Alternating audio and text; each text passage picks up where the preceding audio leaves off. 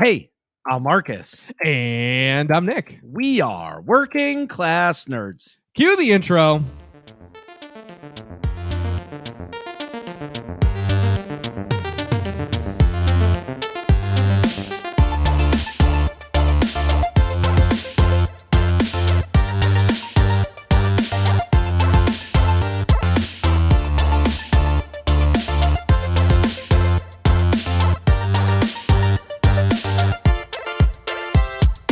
That's right. We are Working Class Nerds, the podcast that gives you no information about your favorite information. Today is Thursday, May 26, 2022, and you can find this 153 podcast on Apple Podcasts, Buzzsprout, Google Podcasts, Stitcher, Spotify, and anywhere you can find a podcast in the galaxy far, far away. You can also find the first 100 episodes now live on the YouTubes at youtube.com/MarcusB814. I'm an idiot. Anyways, you can watch me terribly fail at video games Tuesdays, Saturdays, and Sunday nights at twitch.tv/MarcusB814. You can watch me play video games every single Monday night at twitch.tv/NickVern51. You can find the both of us on Twitter, but mostly on Discord. I am at MarcusB814. And I am at Nick Vern. That's NICKVR. And this week's episode, we're talking about the terrible, terrible Halo series with a very special guest. This gentleman is the former most eligible bachelor in the nerds community, the current AIE officer for My Little Pony Online. You may know him as Billy Bob, William Bobberton, Gronk in 87, but I just call him Jacob. So Jacob is a player on the CWE Power Division 2 squad, our resident Halo expert, a great friend of the nerds community, and an even better friend in real life. So welcome to the show, Jacob. And what have you been up to? Wait. Can't do that. After that introduction, do you guys need like your own bedroom time? Like, you guys got to go cuddle over there or something? Like the only thing that was left is just like he holds hands the best. You guys, he holds hands so well. And just for the record, this fucking mug root beer, there's no zero caffeine, but sugar content at 10,000. Thank you very much, mug root beer. Anyways, what have you been up to? Hashtag not a sponsor. Well, wait. Speak into the mic. Okay. I've just been going to the gym recently and we're going to work. Gotta get the money up because we gotta play paintball. It's expensive. It's Very expensive. Have you played any games this week? I've been playing a lot of Rust. Really? Yeah. Honestly, I'm kind of ditching the boys that are playing like League of Legends and Valorant, just playing Rust with my friend that we used to play paintball with. Problem is which friend? Zach Spleen, AJ Monaco, them used to play on Hogan's Alley Factory back in the day. Oh, okay, nice. So, we've been playing like Hogan's Alley. Holy shit, I haven't played at that field in forever. It's actually not a field anymore, but yeah. It's just a store now, right? Rip that guy. Yeah, rip that guy. R.I.P. Yeah. It's so sad to see some of these like fields just go through the downturn. Yeah. But really, truly, it's not the field's fault. Some of them is the field's fault, but also too, it's become so expensive to where if I want to take my son once he's old enough to play paintball, and you don't even if you're renting, you're still spending $200. Not at Matt's Outback Paintball. Yeah, but on an average, an average field, an average, because Matt's is not the norm. Matt's is the best spot, right? But that's what I'm saying. So you have a kid and somebody who wants to play paintball, and you go and it's $200. It's not affordable, even if you're renting a Tippmann 85. And 500, well, whatever the fuck it is. Don't act like you didn't remember the name. I know. I'm just poking you. Anyway, but my point is it's such an expensive sport to play. Yeah. Hundreds of dollars. And I played it 6 years ago, and I can only imagine how much more expensive it is now. I almost died when I saw our Dallas tab. It was very, very expensive. Yeah. How many cases did you guys shoot in Dallas? I think it was 74. Jesus. Yeah, and thankfully we get a good price on paint. To put that in perspective, it's 74 cases times $30 a case, so you can do the math on that. It's too much. And that's just on paint. It's on entry. That's only $200. You need to go back to second per grade. person. Yeah. No, I'll try 4. Yeah. 4. Well, yeah, but it's and that's a steal. It's 2 days of real paintball. Yeah, 3 days for them. 3. Well, we suck less. It made Sunday. Yeah, but we suck. Wait. Did you make it out of the first round of Sunday? Oh, yeah. We played 3rd and 4th. We got 3rd. It's not that great. They get to the semis. Yeah. They lost in the semis and then won the third place game. I will say this. At least you made third, because that's no joke. That's like no bullshit paintball, right? Yeah. Place in third place, but I don't care. We've talked about this before. When you hit, like, you're battling for third and fourth place and you take fourth place, that's right. You're like, we shouldn't have even played the game. We should have just gave them the fucking game. Right. Because this sucks. Yes, fourth is definitely the worst. That's the worst, because you spend the most money and you don't get on the podium. It's like a double whammy of shit, you know? Oh, absolutely. But so a lot of Rust. Wait, so Rust is the survival open sandbox game. Imagine Minecraft, but with more 13-year-old squeakers with guns.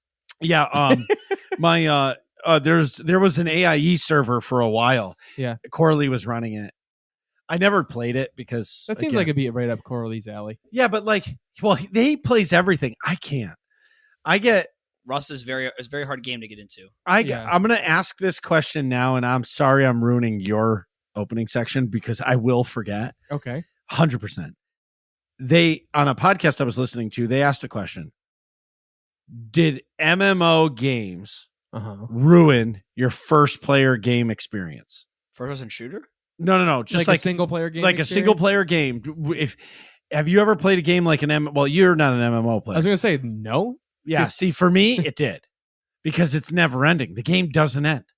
It makes sense. You know what I mean? Like, there's no ending. Like, you can play Skyrim for 400 hours, but eventually you've done everything in the game that you could possibly do. Yeah, yes, release all the big stuff. Yeah. Right. For me, no. The answer to that question for me is no, because I don't like MMOs anyways. I don't like having other people walking around my immersion story. Like, I like to get lost in whatever world I'm walking around in. I don't want to see, Pussy Slayer 69420 XXX walking by when I'm like trying to be in like a dungeon, Makes sense. And I'm the opposite. Like, when we were doing the new content in Destiny on Tuesday night, we were in this area and there was like 20 other players surrounding us, killing all the spots. I thought that was so rad. Like, I wasn't in a party with them, but it was so rad that I was able to do that with them and participate. Yes. See, like a public event. Yeah, it was a public event, so there's 20 guardians all around. Like, that's awesome to me. I really like Destiny, but the problem is like my friend group was really weird about games, so like they got bored because you actually had to like grind and like play the game to get progress. Like Burrow. Okay, listen. Tuesday nights, 9 p.m. Just come play. I really don't even own the game on. It's free. Yeah, it's free to play. So you can start. You can do your New Light experience in like a few missions for free, and then you have to buy the expansion. But honestly, like play like Nick did. Nick bought the expansion. Yeah, but like you can do the New Light campaign, which is what, like 2 hours, 3 hours worth of content. I think almost 4. So like you play the New Light campaign, you learn how to play the game, and after that experience, you're gonna be like, okay, I want to continue playing this, and pay something, or no, I don't. But you get essentially 3 to 4 hours for free. Yeah, for me, that's plenty. Oh, that's completely fair for a game. Honestly, free to play is awesome. Well, like, what is Steam's? I think you can play a game for 2 hours. I think it's either 2 or 4 before you can return it. I think it's 2. Yeah. If you download it and never play it, I think it's like 30 days. Yeah. Oh no, I should return Battlefield. Crap. Oh, it's too late for that. But yeah. Well, Gator from the Guardian Downcast. Yeah. He was all in on Battlefield. Yep.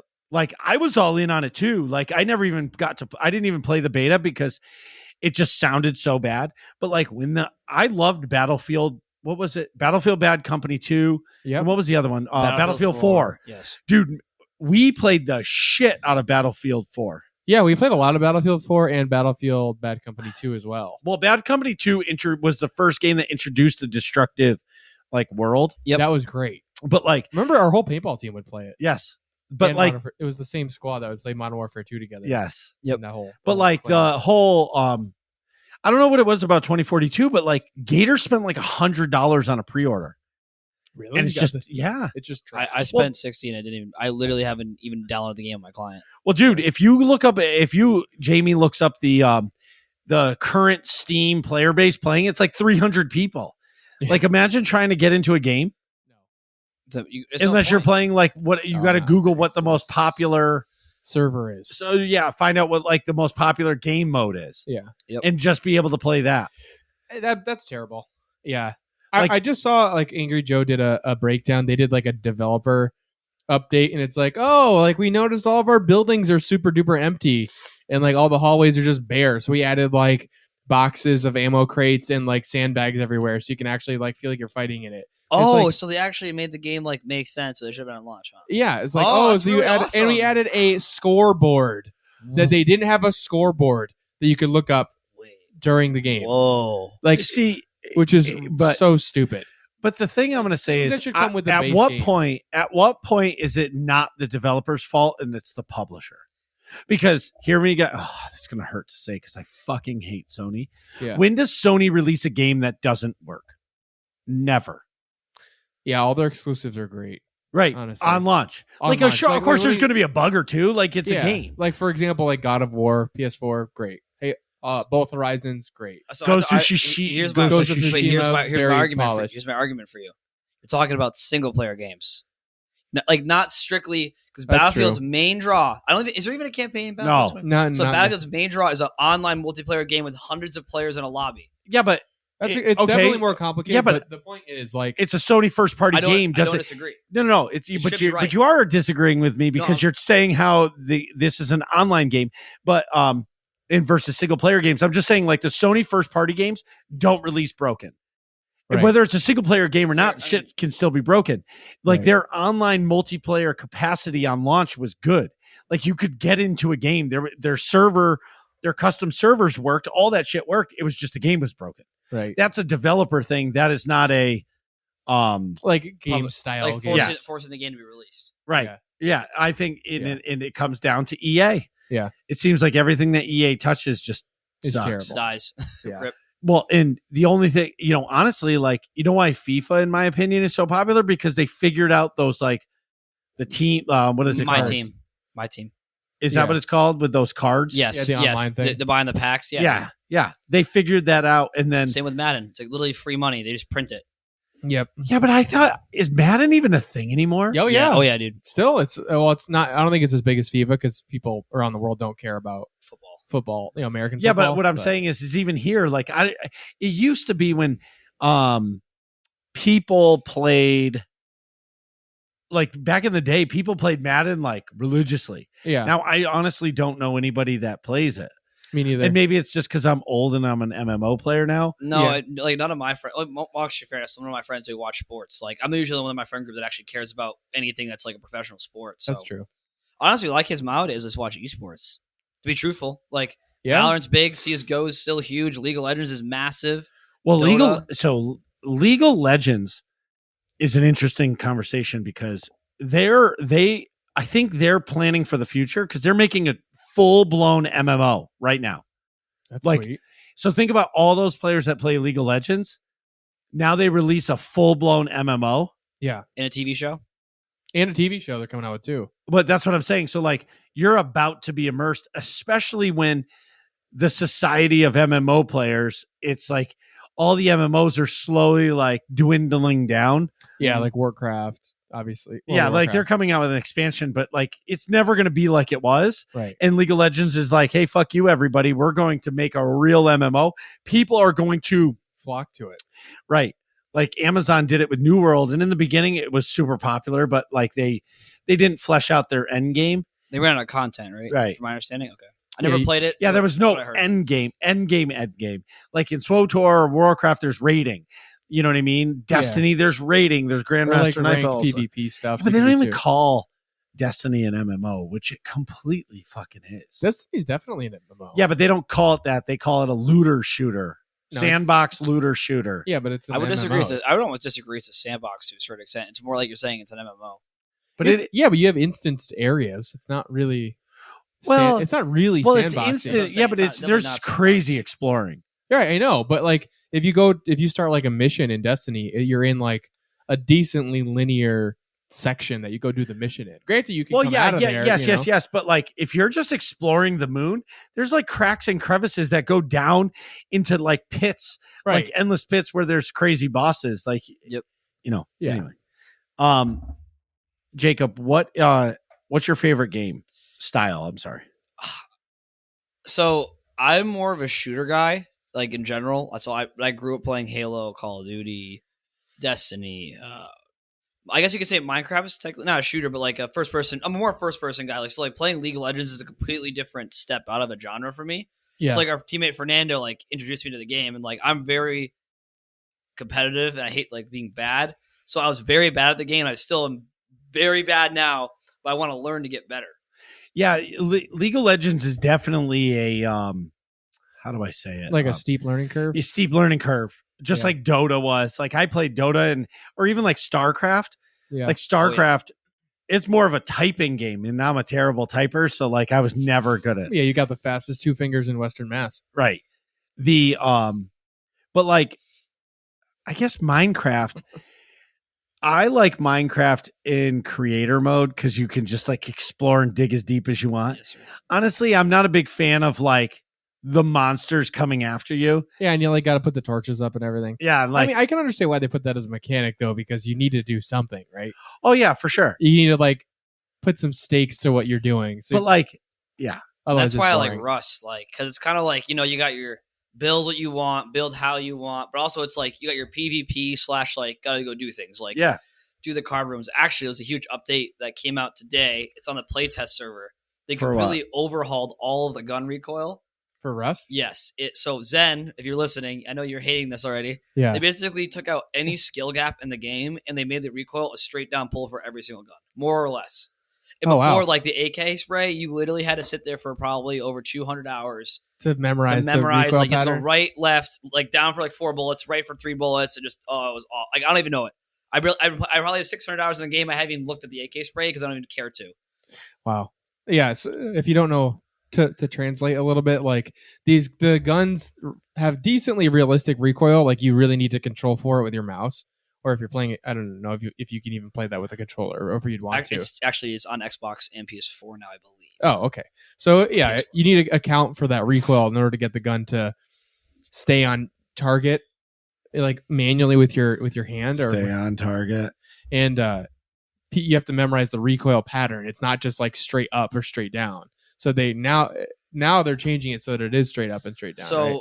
another reasoning they're doing it is it's every gun you shoot is a random pattern to a certain extent, but it's more or less straight up and down. Yeah. Because the problem is people are using things called scripts. And it's not aimbot. It's not detectable. Basically, you run it in the background and it makes it so you have no recoil. You still have to aim. Yeah. You still have to have a brain. You still have to have movement. Yeah. You can't see through walls, but your aim is perfect every time. Yeah, but it gets rid of the recoil. Correct. Yeah. So this is also to combat scripters. Right. I get you. And also a thing, like I was talking like our Rust group I'm in, like we talked about today, like this might actually increase the player base because the skill gap to playing the game isn't as high. Right. Well, to shoot at a shooting level. What I'll say is, any game like that, anytime they make the game more new player friendly, it's good for the game. It is. Right? Like any game, Destiny, I think Destiny, and Nick can talk about it. Like I think BioWare's SWTOR's new player experience, like creating a character is fantastic, but I feel like if you've never played a game like that and you land, I feel like you're lost. That's how I right? was for sure. Where Destiny's New Light campaign, their tutorial, I think is pretty good because they basically baby you through the steps. Teach you how to play the game. Right. Teach you how to play the game. Yeah, I will say as a person who, I'm not an MMO person, but I've played both, obviously. So I will say Destiny's is way, way better than BioWare. Right. But I feel like once you've played SWTOR for a long time, or like a couple months, the game is easier to understand than Destiny.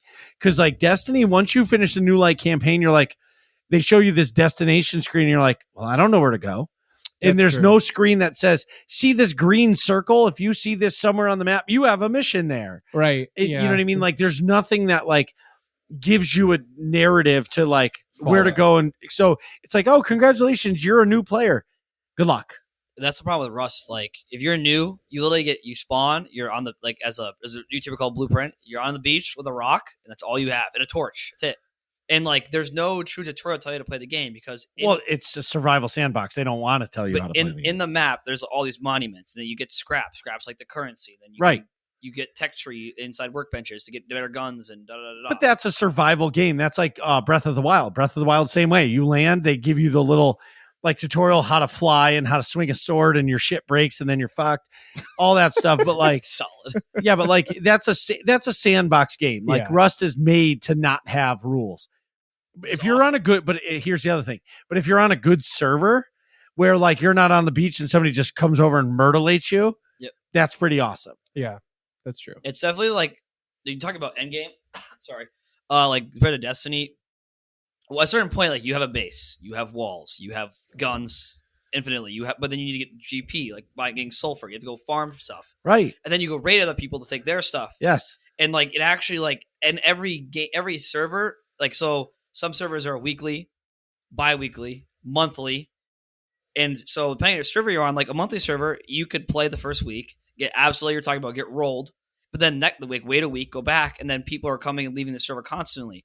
Personally, we all play like weekly servers. So weekly servers usually wipe a Monday or Thursday. Wait, you have to start over every week? Yes. That's the dumbest shit ever. No, dude. So honestly, so you need it though, so people explain get you how the game works. Dug in and then no, I know how the game works. But like, so this thing's called blueprints, right? Yeah. So every wipe, you have to learn your blueprints. But after you learn the first week, I honestly don't know how long the period is. You have them back every week. So all you have to do is just farm to get scrap and get components to craft things, and you're ready to go again. Like honestly, the first week sucks. You have to get scrap. You have to build. It's like basically you have to juggle building your base, and getting scrap. It's like, do I need to scrap all this stuff, or I need to build guns? You know, right? Yeah. The hard part too is reward. Right, but the hard part too is like you're not. It's not like, how do I say it? It's not new player friendly. Oh, absolutely not. Like there's so many monuments and like little sound. Like for instance, I was playing with my friend. I don't know to describe. Basically, it's a place underwater, right? You have to like swim there to get it with dive tanks. And in Rust, there's obviously proximity chat. So I literally watched a video. I used this technique. So I was cold. If you're cold, you start like slowly dying, which makes sense. So I was literally cold. I was literally dying. I told the guy above me in proximity chat because he was camping us, like, I'm down. Can you come pick me up? I wasn't down at all. I'm sitting there just stinting myself and bandaging, but he can't hear the audio. So he, for some reason, comes down, swims up right into my arms. I kill him, take all of his shit, and I leave. Just because I used a game mechanic against him and he wasn't smart enough to realize I was trying to trick him. Wait, so he could not hear you bandaging yourself? So if you stim, there's an audio cue. If you bandage, there's 0 sound cue.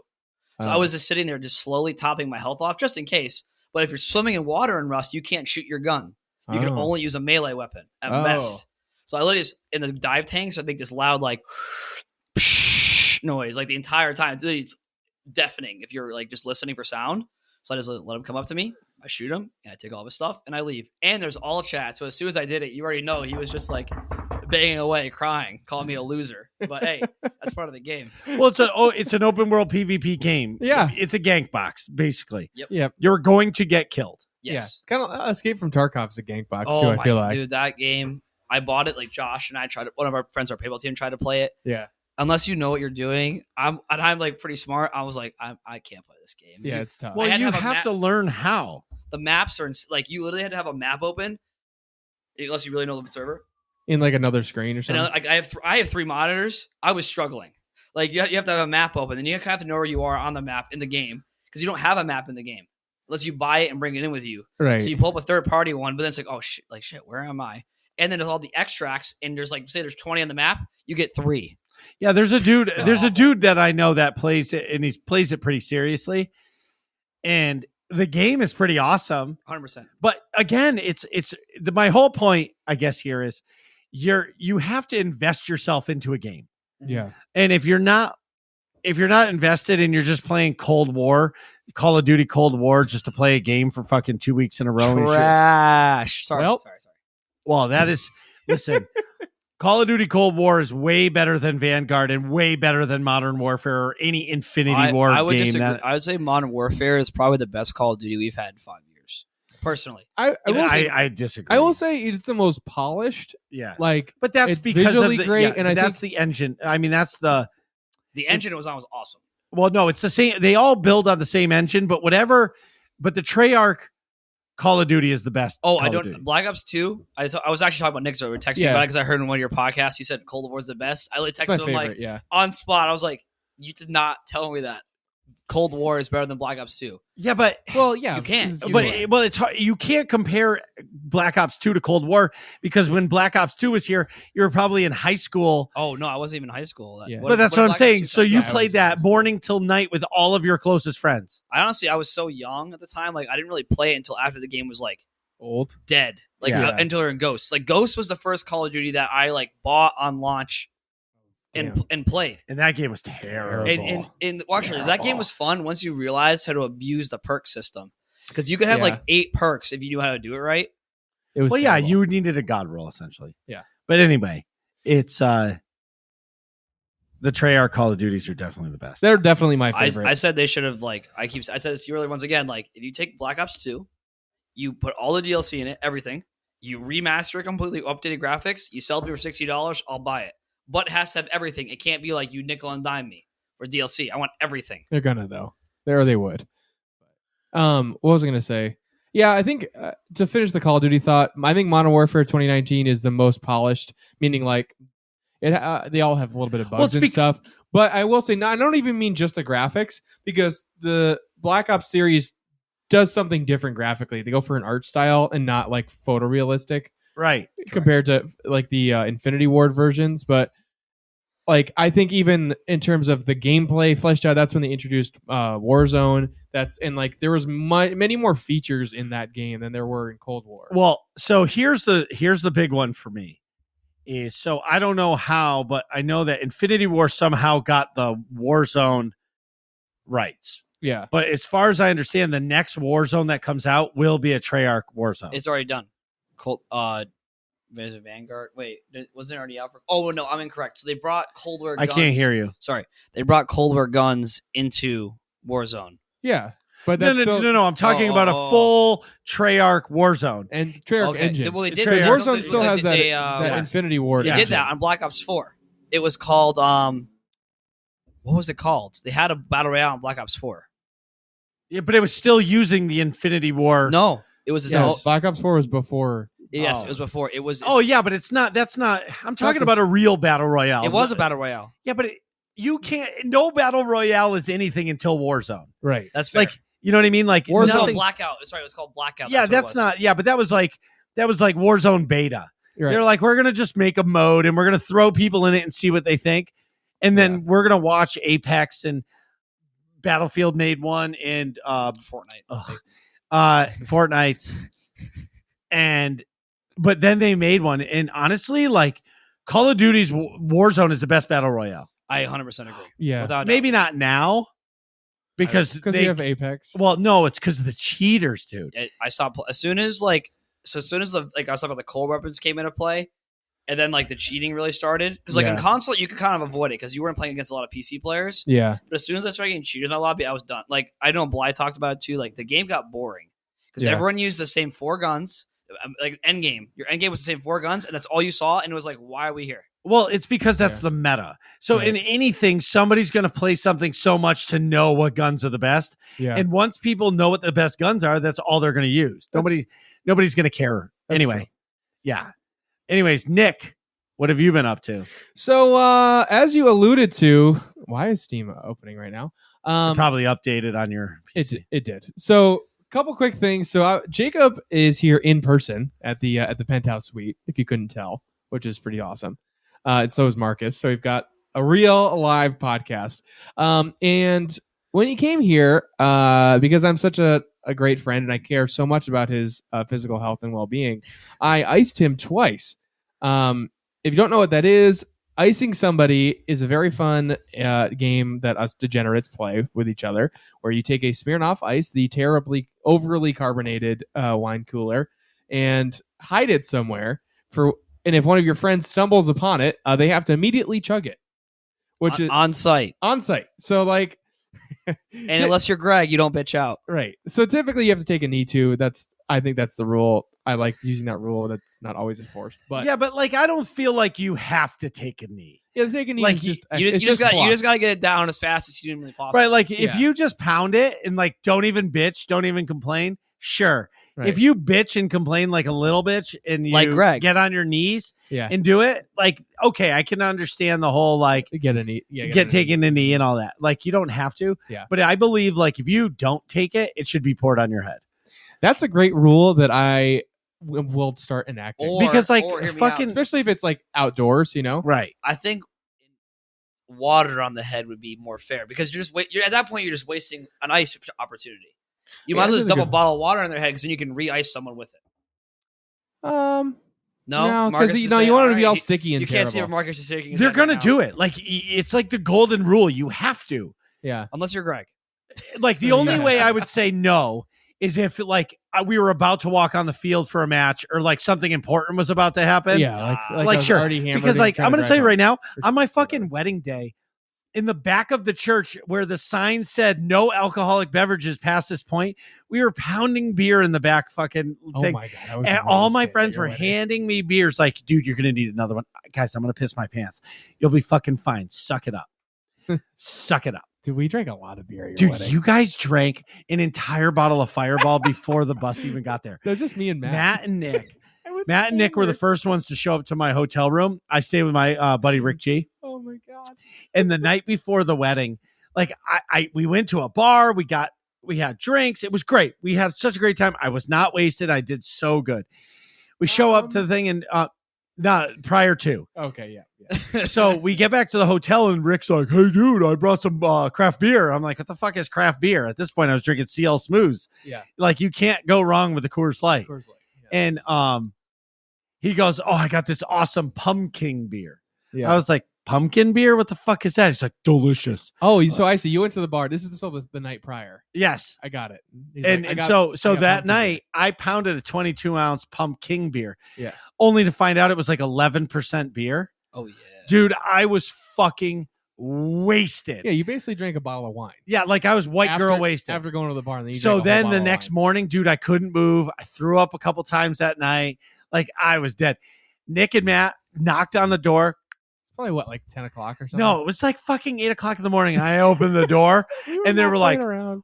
"What the fuck happened to you?" Yeah. And I was like, and I'm like, they're like, "Dude, this is unacceptable. We need to go get breakfast. Like, you need to fucking snap out of this. You're getting married to." I'm like, so they take me to eat breakfast, and I'm like eating pancakes like one bite at a time, like, I'm gonna die. Yeah. And so fast forward, we get breakfast. They get me some coffee, and I'm doing okay. I'm still feel like complete dog shit. Yeah, you rallied eventually. Oh, of course I rallied. It's my fucking wedding. I had to rally. Yeah. Well, then my other brother-in-law showed up and he had the cooler full of beer and booze. And sure shit, there was a bottle of Fireball in there. Nick and Matt started pounding this bottle of Fireball. Oh, God. And they were passing it around. And then my barber showed up and shaved everybody's face and got Yeah, everybody the just like fresh perfectly, lineup. fresh lineup before the wedding, all that stuff. And I'll never forget, we got on the bus and Nick's wasted, Matt's wasted. They're just giggling. Literally, like I had trouble standing up straight, Yeah. like in front of at the reception for photos. Yeah. It's fantastic. Anyway, so I didn't mean to get that. So, joke, but well, I got when we got on the trolley, everybody's like, "Where's the Fireball?" It's gone. What do you mean it's gone? Where's the other? Where's the bottle of vodka? And I just went, "It got drank. You can't bring a cooler full of booze and beer into a guy's hotel room for like and not 3 hours. for like 3 hours and not expect us all to drink it." And they were like, "Fuck!" And they ended up stopping at a store and buying more beer or something like that. But Yeah. yeah, it's, As you should. And just we're gonna just shout out Storm and Norman. That That dude had his tampon in that day because he was so mad at Nick that he was wasted. I looked at him and said, "Are you kidding me? He's in a wedding. Of course he's wasted." He's gotta. I was like, he doesn't have to do anything but dance and go home. That's it. That's his job. Right. Her job was to dance, which I did. Yes. I danced a lot. Moving on. So speaking of Storm and Norman, I'll give Wait. Back to your fail for Monday. Well, no, this is still on the icing Oh, thing. So, right. anyways, I iced Jacob. I left one out on the island in the middle of the kitchen as soon as he walked in. Boom, bam, that was number one. Then I put out two, thinking he would find one or the other. I didn't really expect him to find both right away. But then we had pizza earlier because Marcus's family came over and hung out for dinner. So we had leftover pizza, and I put one in the pizza box. Because he knows because I'll eat. I knew Jacob was going to eat something eventually. So he opens it. So he drinks one. We're chatting. He's like, fuck you, blah, blah, blah. Then, I don't know, 5 minutes later, not even, he's like eating like chips from the gas station or something. And we're like, we have real food. Just go eat pizza. I was like, oh my God, I put the ice in there. Sure enough, boom, bam, ice number 2. So, of course, I took a video of him. And the first one was pretty slow. And the second one was tragic. So, but he did it. So I don't judge anybody on their chugging beer speed. No, if you do it right away, you get that's like 90. I don't care. I feel like that's like 80% of the credit. I don't care if you can chug fast. Like that doesn't make you more of a man or a woman or a person or a person or make you more awesome. Right. It just makes it that you sucked it up and did it. Right. You did your job. Right. I always do my job. So kudos for doing your job. Yeah. Thank you. Storm and Norman, I sent the Snapchat to Storm and Norman of the video you doing it, and he goes, "Poor kid, that's brutal." ... But your 63-year-old dad could drink that faster. Ooh. I mean, hey, you guys are the alcoholic family. You taught me how to do it, so I gotta start. Gotta start somewhere. That is fair. I'm pretty sure I've had like 20 beers in my entire life. So okay, I think you're over that. You've had 20 margaritas or more in your whole life. Whoa, slow down. I haven't seen you chug My 3 mom might in listen to this one evening. Hey. So anyways, there's no actual proof that ever happened. Just check my credit card. Anyways, meanwhile, back at the ranch, I had a mega fail on Monday for stream. As Joey Feta and Marcus last week predicted, I completely forgot to download The Witcher 3.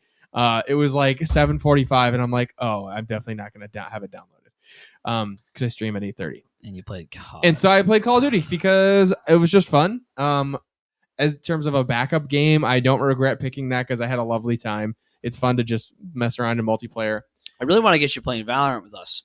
I would definitely play Valorant. I just need to see, like Valorant is a game with like skill. Like, you ever play Counter-Strike? No. Oh, so it's like a Counter-Strike, but like progression and Overwatch. Yeah. I thought it was more like Counter-Strike. Well, it's I'm saying Counter-Strike it's mechanics. Counter-Strike gunplay with Overwatch abilities. Right. So like, I feel like that's a skill-based game, and if you want to like do esports or something, that's a good game to do it. Yeah, I could get into that for sure. Dude, Fernando played that game. He was legit he was like, I was playing Jet, who was like the main like carry, I guess, champion agent. And he was like literally I think he was playing like Brimstone or Omen, which basically is a support character. Okay. And he was literally just he was just watching me murder these poor kids. Like, so I have a Smurf account. It's like level 5, and I'm playing against kids that literally haven't picked up the game. I'm just like running around killing everyone every round. Well, I feel like not ranked, by the way. I was not Smurfing in ranked. I would never do that. That's offensive. Anyways. Yeah, but you used your Smurf account so that you could play with casual Fernando. games. Play casual with Fernando, who's brand new. Yes. Yeah, that's fine. I'm with you. I would definitely play Valorant. So are you saying Monday night you're going to be actually playing The Witcher? Yeah.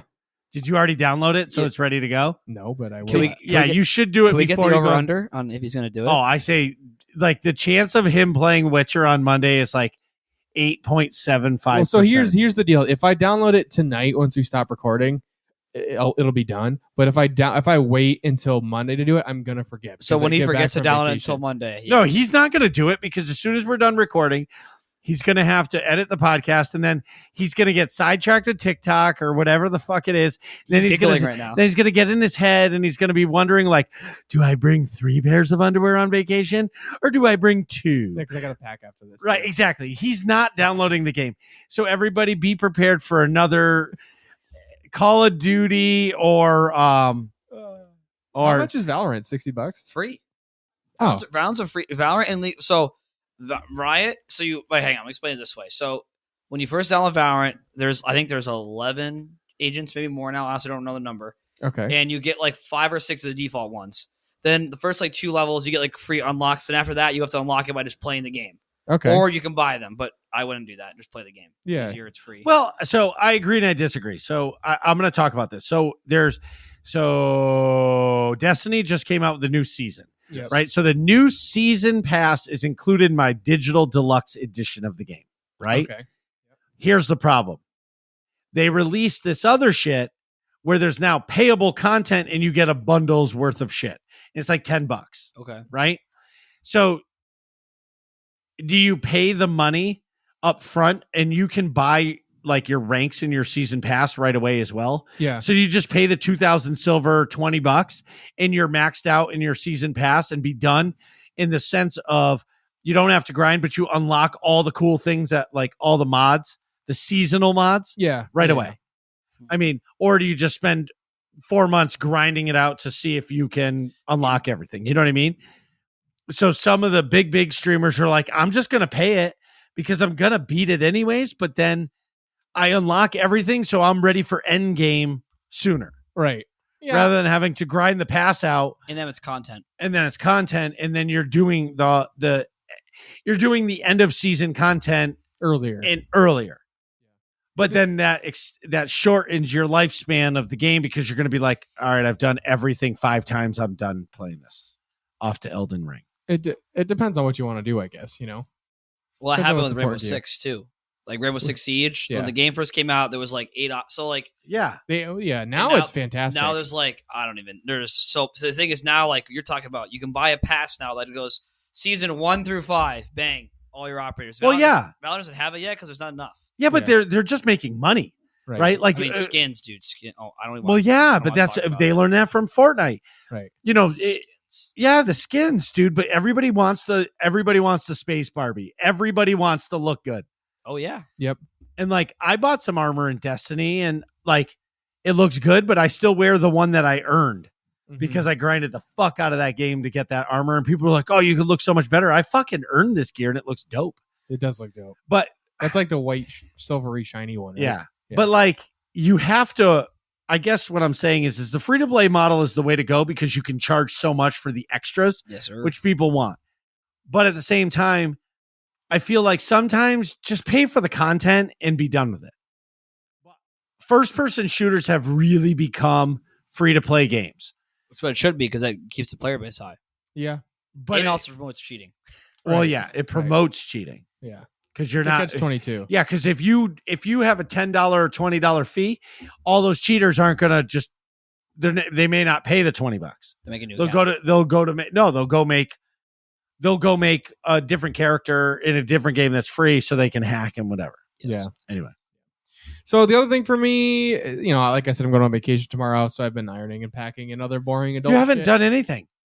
I ironed a bunch of clothes. I took out the suitcase. Wow. Actually, I did put together my suit outfits, which is 2 outfits for. I have to wear a semi-formal outfit Friday night, and then tomorrow night, and then a full formal suit and tie Sunday night.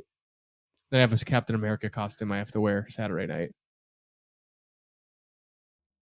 Why are there crickets right now? So you guys hate it so bad here. Me and Marcus, so you guys obviously can't see us, but basically just like looking at each other, and like as Nick's making all these excuses. All right, so I'm just gonna be honest here. Excuses for what? Like, see, that is no, I know, but I'm thinking about we vacation very differently. Yeah, because my motherfucking vacation is basketball shorts and a t-shirt, and like, don't fucking call. Don't write. I ain't dressing up for nobody. I'm going to sit at the pool, sit at the beach, and do nothing. Well, yeah, that's my normal vacation, but this is a different vacation. No, I understand that. I just what are you doing on vacation, Nick? So this is a. All right, this is going to be a hefty sidebar.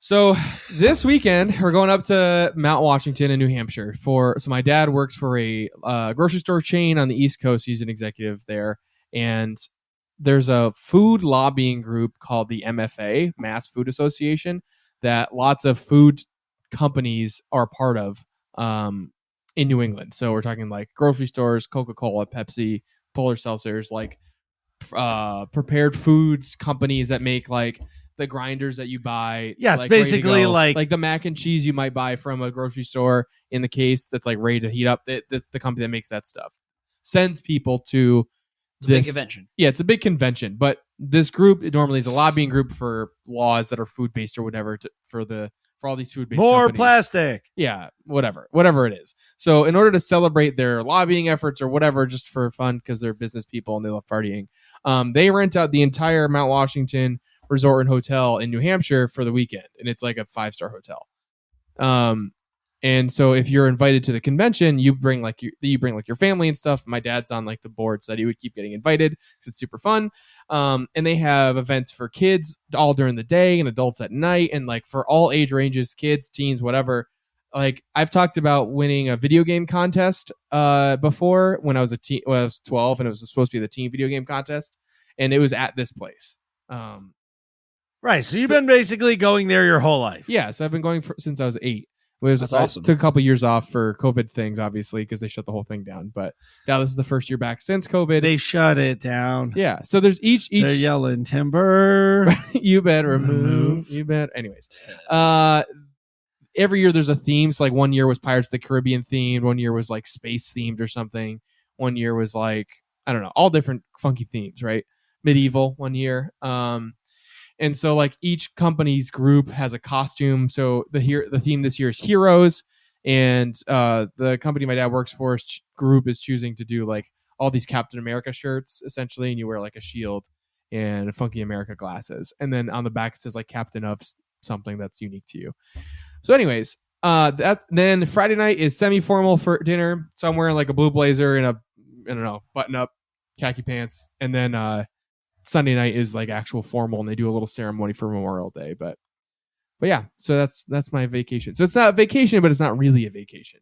But the cool thing about it for you, it is because your dad is you're not going to the conferences, the meetings. Well, there's no conferences or meetings or anything. It's just a party all weekend. Oh, well, that's a vacation. Yeah, it's for sure a vacation. But my point is like it's not like purely relaxing. Like I have to go to dinner and it's like fancy, and I have to talk to people that are like business people. Yeah, then hammered the whole fucking time. Then it's vacation. You're good. Yeah, I just can't. That's all you need. Just don't be an ass is the only rule, which is easy.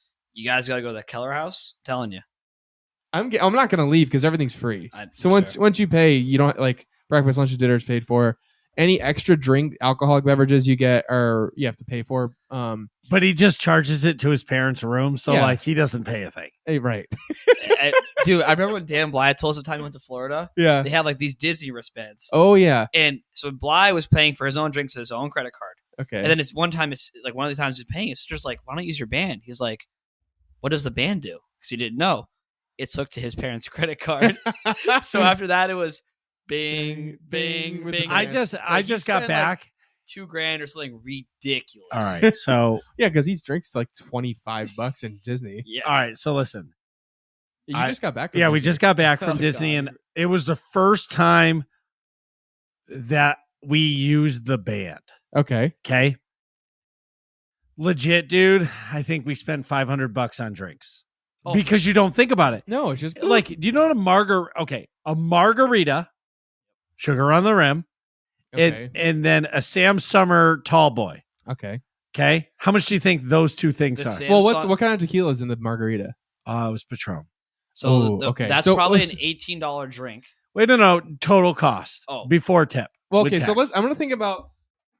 We'll think of two numbers, Jacob. Let's do like the normal cost and then the Disney markup. So the normal cost, I would say,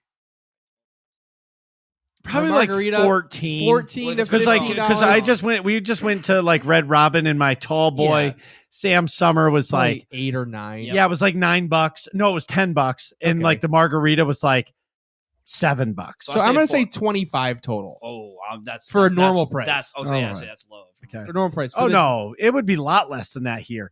I think it's like 15 to 17. If you go normal price, if you go to Red Rock, your margarita's $5 at Troy. Red Rock. Yeah. But that's what I'm saying. So like, but okay, so my guess at Disney would be like $40.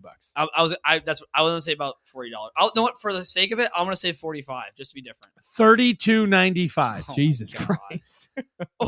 And I didn't know it. Hurts my heart.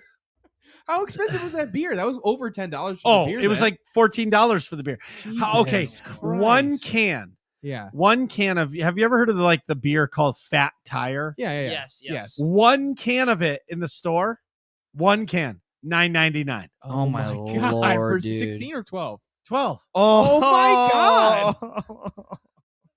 Like that's how they get you. They're like, listen, Dad's coming in here and he just wants a drink to shut these fucking kids up. Right. They don't even sell 6-packs. Oh no, they did. 6-pack of Bud Light was $18.99. Oh my God. That's like $3 for Bud You could get a 30 for For dirty water, you're getting. Wow.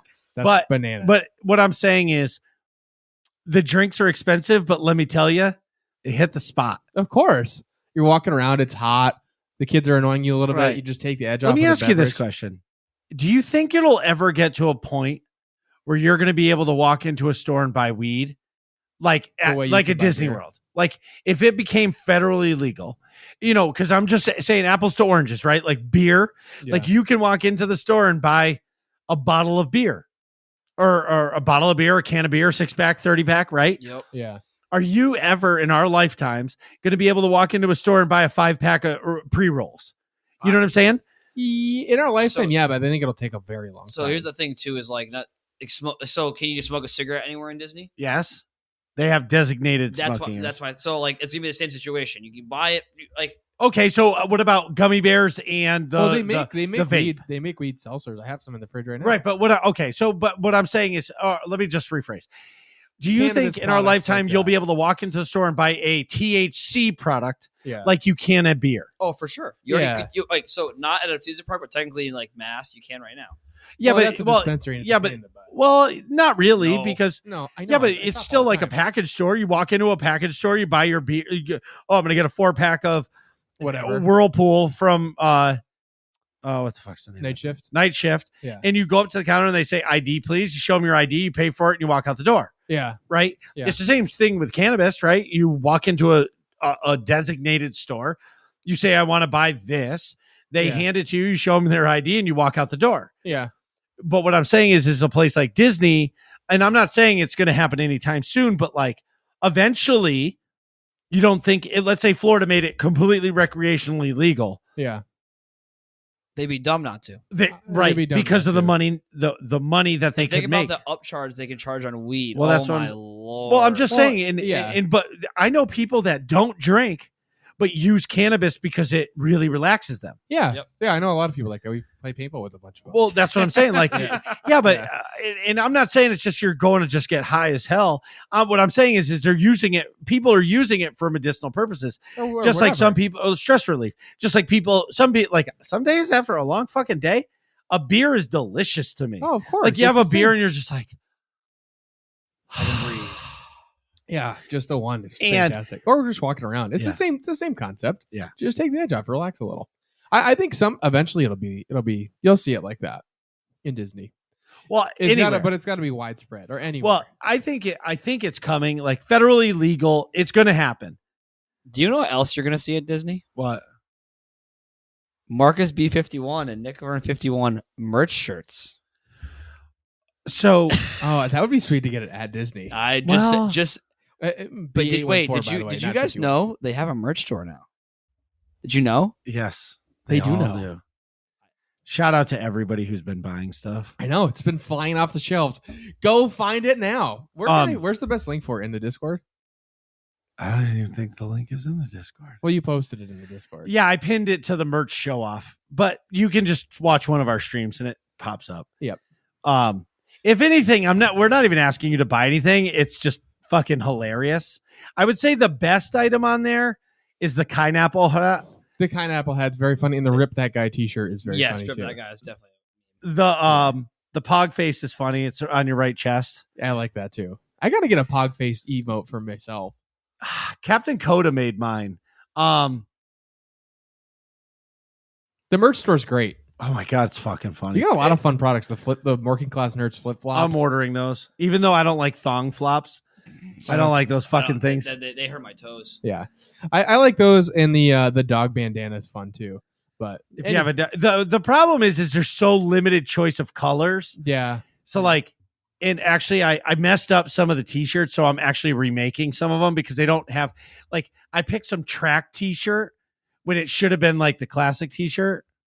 What's that? Jacob would like to pee. You can just go pee. Okay, I didn't know. We're talking about Marcus's. We're talking about Marcus's week. It's all good. He's got a smaller bladder than you. Well, we also iced him twice. He had to chug 2 Smirnoff Ices. And apparently he drank a Red Bull on the way over. He said from the I would love a Red Bull right now. I can make coffee. I had one.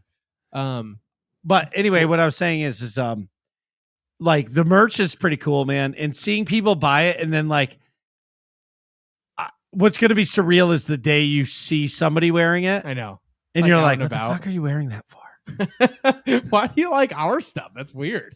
But I will say this, like my wife was saying, like I buy a lot of like new rock stars merch and all these different merch things. I'm not buying anything anymore. Everything is going to be our brand. Yeah. And everywhere I go, it's either going to be work t-shirts or like merch t-shirts. Right. It's great. Very awesome. So anyways, Marcus, how's it going? And what have you been up to this week? Well, one of the things we just talked about is merch. Please check out the merch store. Don't buy anything because it's ridiculous, but it's fucking hilarious to see some of the shit. My kids made me make kid t-shirts for Working Class Nerds, even though like it is an NSFW shirt, like podcast. Yeah. But like my kids want to wear a Working Class Nerd shirt. I think it's fantastic. That is funny. Yeah, because we're obviously not kid friendly. My daughter, it was so funny the other day. She goes, "Daddy, you're famous." I said, "What?" And she goes, "You're famous. Why?" And she goes, "Because you have a merch store. So and so and so and so I watch on YouTube Kids have a merch store." And I was like, "But Julia, I'm not famous." She goes, "You're famous, Daddy. You have a merch store." I'm like, "No, I'm not." Be their hero. Be the hero. No, I'm not that guy. Listen, being their hero is being on my hands and knees, being the fucking donkey that they think I am, and they're riding my back, and I'm fucking hee-hawing around the fucking Nick's apartment, okay? I wish I watched that live, you know. That was like, very funny. Yeah, but like, dude, I do whatever for my kids, man. Like, it was so fantastic. So the story of tonight is Nick needed to suck less and had to put this giant fucking air conditioner in his window. Yeah. And this air conditioner is like this. It's 14,000 BTUs. Right. This air conditioner is bigger than his house, okay? Like this fucking thing is huge. It's like industrial grade. So how about this? You had to take the motor out of it in order to install it in the window. That's how big this stupid thing is. Just the case first and set up all the extra support brackets and then slide the guts in. Right. Stupid. I know. Anyways, moving on. So my kid, in order to get him do it, I was like, dude, I'll just come over with the kids. We'll all have dinner. I'll grab a pizza, whatever. So they did. Yeah, come over for dinner, and then they'll right. The kids were like, we're tired. We don't want to go. But as soon as they were here, they were like, new house, and we're on the penthouse, and they're like screaming out the window because they couldn't believe how high off the ground we are. Because our house isn't like 2 that. stories high. 3 stories. This is the 3rd story. Dude, we're talking about 6 and 3-year-olds, dude. It's not like yeah, like they're at their heads out the window, like, hello down there. Look how small the cars look, and it's like fucking adorable, right? Yeah. But so then they were jumping on my back, and they're like, "Be the donkey," because this all started back at Christmas. I was the Christmas donkey, and I would just crawl around my house going hee haw, hee haw. And yes, my fucking facial expression is funny, fucks. Anyways, can we get around too? Nope, I'm done. Anyways, but it was great to have them here. It was just a lot of fun, and it got them out of the house. But anyway, so the merch store done. Thanks everybody for checking out the stream. Stream's been growing a lot. It's fucking awesome, and seeing it this week. We got the new season of Destiny 2. Yep, which I will say this, like when Witch Queen came out, I was excited. And like, I've been just enjoying the game. And I will say, I feel like Destiny gives the game, like the seasonal content is awesome because you get story week by week. Every week, I think it's for like 6 weeks or 7 weeks. Okay. New story content mission every week. Then you get a seasonal activity, which does whatever. And then this season, we're getting a new dungeon, which releases tomorrow, Friday, the 27th. And then the next season, there'll be a new raid. Mm-hmm. So like they're giving you the end game content every season. They're just, it's fantastic. I'm absolutely loving everything about it. This season is called the Season of the Haunted. It is cool. It's fucking creepy as shit. Like yesterday I was streaming, and because I'm this week I'm doing I did Tuesday, Wednesday, and I'm doing Friday because I'm going away as well this weekend. Where are you going? Rhode Island. Oh, very nice. I'll tell you about Rhode Island in 1 second. So I'm going to stream this week, but tomorrow we're going into the dungeon blind, and it's just going to be a lot of fun. Yeah. But last night I was playing, and like I opened a door and this monster came, like this bad guy came out, and I jumped and literally was like, ah, like I was like literally like a 12-year-old girl. I think I saw that. And I was like legit scared. Do we not have a clip? I was ironing while that happened. No one clipped it? I did not clip it. Oh my God. What are your mods doing? Get them out. I had New mods. Well, it's all right. So I do agree. I do need mods, right? There's no question. What's hard about being a streamer is finding people who want to be a mod that can actually do it. Because like everybody says, oh yeah, I'll be a mod. But then like they're busy and their life comes and like all that stuff. Like I would like most of my mods are all streamers. Right. All your friends. Well, Your right. closer friends. Yeah. And that's how it starts. But like, I haven't had somebody ask that could do it. And it's hard too to let that responsibility go because like, then they can ban somebody without even asking you. You don't know what happens. Yeah. But like, I would love a mod that would be like, if I stream 3 days a week, if I had somebody who was in my stream 2 days a week, the whole stream, it would be amazing. But I don't have that. So it's really hard for me to ask people to do that. You get a lot of the spam fake accounts that just come in. We do. And like, we'll ban them. I do quickly. too. Yeah. The clankers. Yep. The clankers. The clankers. Anyway, I'm personally loving it. And I would say that, like, I know I've talked about it before, but really more so now is that I'm enjoying my office more and more now that it's done. Yeah. Like, it's getting full of bullshit that I need to clean out. But like more and more, it's just like becoming more comfortable for me. Yep. Like in the beginning, it felt awkward being in there because I'm like, is this my space? But the more I do it, it's like when I go in there, like if I have 85% of me is stressed out all day, the second I walk in there, it goes to like 25%. Yeah. Like I'll sometimes like even on the weekend, I'll like sneak down there and I won't even turn anything on. I'll just sit in the chair for 5 minutes and be like, okay, I'm good to go. Yeah. It's like your safe space in a way. Right. Yeah. So yeah. I know the feeling. When I come home from work, I feel that too. Like here, because it's like, I have no responsibilities. Right. Because like it's just a bigger space. Obviously, Bigger. I don't have family in like the living room and kitchen and stuff. So so we did get a TWAB this week. I have not read it.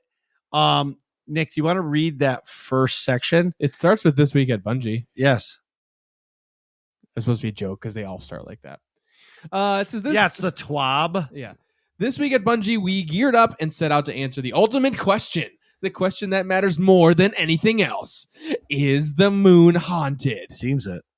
Well, that's for you to decide. But while you're knocking that around in your noggin, we've got some exciting things to share for Season of the Haunted, including preparing for the new dungeon that drops on Friday, brand new activities, and even more surprises to uncover. We know the wait was tough, but the team here could not be more excited. Sure, we've got the meme behind the new name, but this season also houses a deeper look into the minds of some of our favorite characters, while also challenging Guardians to find the courage once more to persevere no matter what, especially when facing down twisted nightmares of the past. So what are we showing off today? Well, how about we start with a second look at the trailer you've all been so patiently waiting for, and then dig in more on some gear of the season. A breakdown on how to get the Solar 3.0 fragments, shiny new ornaments inspired by the subclass upgrade, and even a little wrap surprise from one of our community members. Excited? Yeah, me too. Let's dive in, shall we?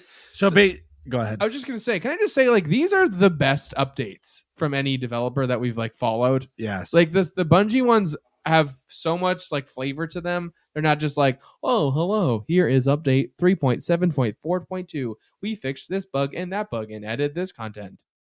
Yes. You know? This is the best, like, most well-written. They just dropped dropped a new trailer too.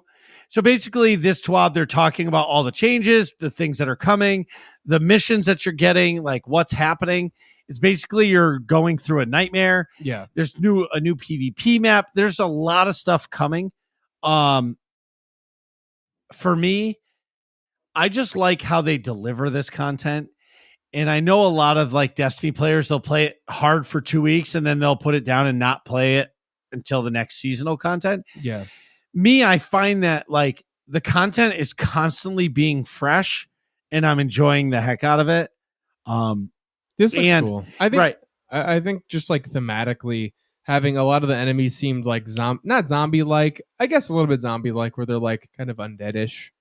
There's a very that's not really the right way to say it. There's a horror-y vibe to the enemies. Yes, I would say it's more of like the atmosphere rather than the enemies. That's a good point. Like they took like the horror atmosphere and then like had the bad guys invade that area. That's definitely. But like we were playing it last night, and there was like we went down these dark tunnels, and all of a sudden you ended up and there was like a mediocre boss in there. It was just a hidden boss, but it drops a loot chest, and you have a chance to get something else. That's cool. But the last thing I'm going to talk about is Solar 3.0. It's a subclass, got released, and they basically did it like they did Void. It's awesome. I'm enjoying it. Fire based. Yeah, it's fire. But I think that's the point I was gonna make just now is having that like dark haunted atmosphere, and then have the new ability, the new subclass be all fire stuff is like a cool contrast because you're just lighting stuff up, and it kind of makes sense, right? Like I don't know, in all the horror movies, like you can fight the bad guys with fire. So, yep. One thing I do want to mention is there's a dungeon crash workaround right now. The dev team knows there's a bug in the dungeon, but it won't be fixed until Tuesday. So tomorrow at 1 o'clock Eastern, because I don't understand the Pacific time bullshit. Our newest dungeon will go live. During testing, we discovered an issue where players who had set their sound effects to 0 would crash in the activity. That's weird. So let's set it to 1. Yeah, so Literally. to ensure this doesn't happen, players set your sound effects to at least 1 or above until we get this hot fix. That's issue. a really weird bug. Like it's a really weird bug. But again, when you talk about game bugs, like you put one thing in and something else around the corner breaks. Yeah. It's just, I can't even imagine being a dev. I know when a dev isn't doing a good job, but like, I don't understand how any of these games are made. Yeah. But anyway, I'm super looking forward to it. Nick, in AIE news? In AIE news, Tuesdays are the place to be in AIE. We have 2 different mandatory fun nights going on Tuesdays. The first is Star Wars The Old Republic, and then also we've got Destiny 2's mandatory fun night.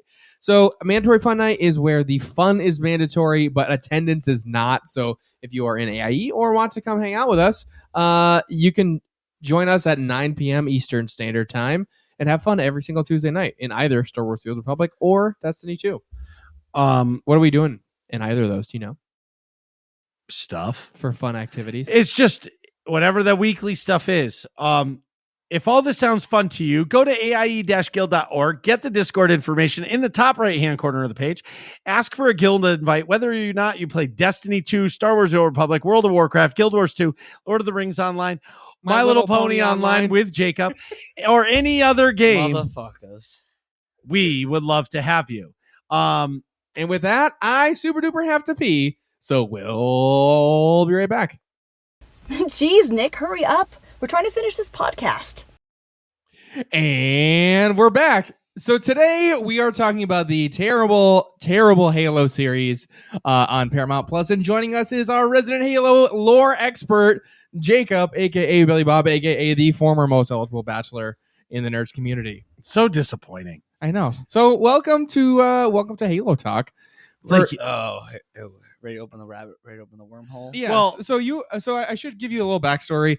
Jacob's played obviously every single Halo game, but you also read all the Halo books or listen to them. I will admit I have not listened to like the Covenant driven ones because I could care less about them. I just like the UNSC/Spartan aspect of the stories. Yeah, but still, you 99%. And you know what's so funny is my favorite Halo game of all time is the Halo ODST. Yeah. Well, that was one of the. So it's the most underrated one because you're not actually a Spartan. Well, it's not necessarily.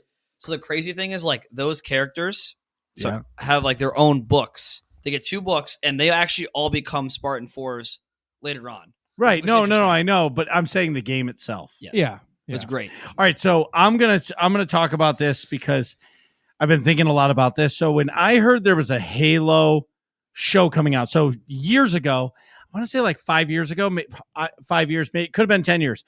They wanted to make a Halo movie, which they should have. They did. No, like a movie theater movie. Like they wanted that to be a big release in a movie theater. Fair. Right? Like back when Halo Reach came out. But they said that the audience was too old to go to the movie, so they didn't they didn't approve it.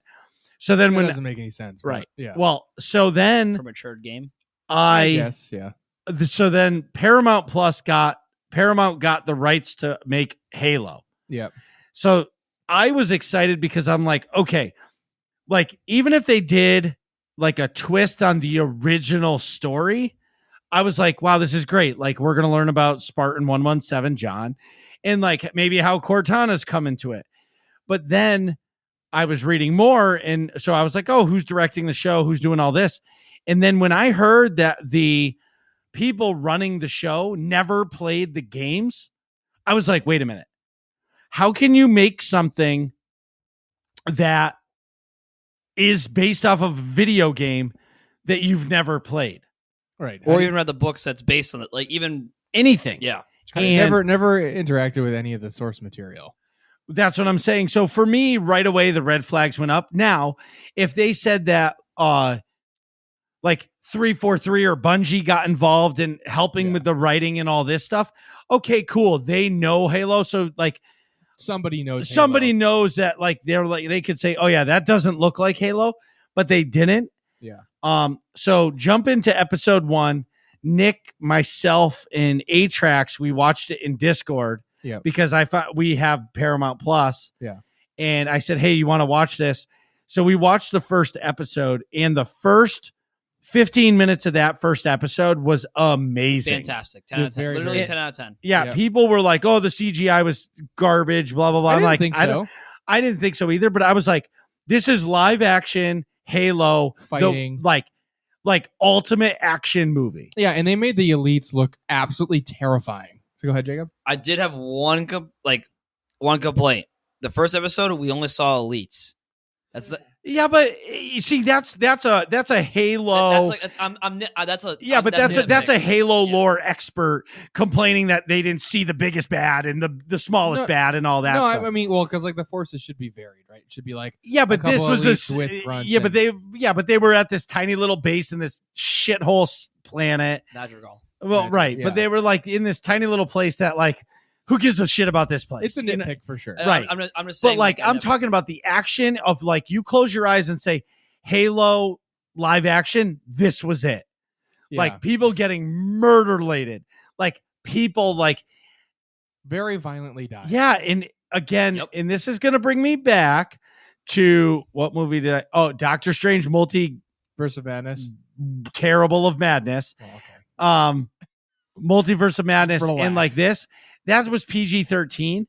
Like, if I had to compare, Doctor Strange was less graphic than Halo. Yeah. But Halo was like impaling people. Yep. Like blood splattering everywhere. Like, that is not a PG-13 show.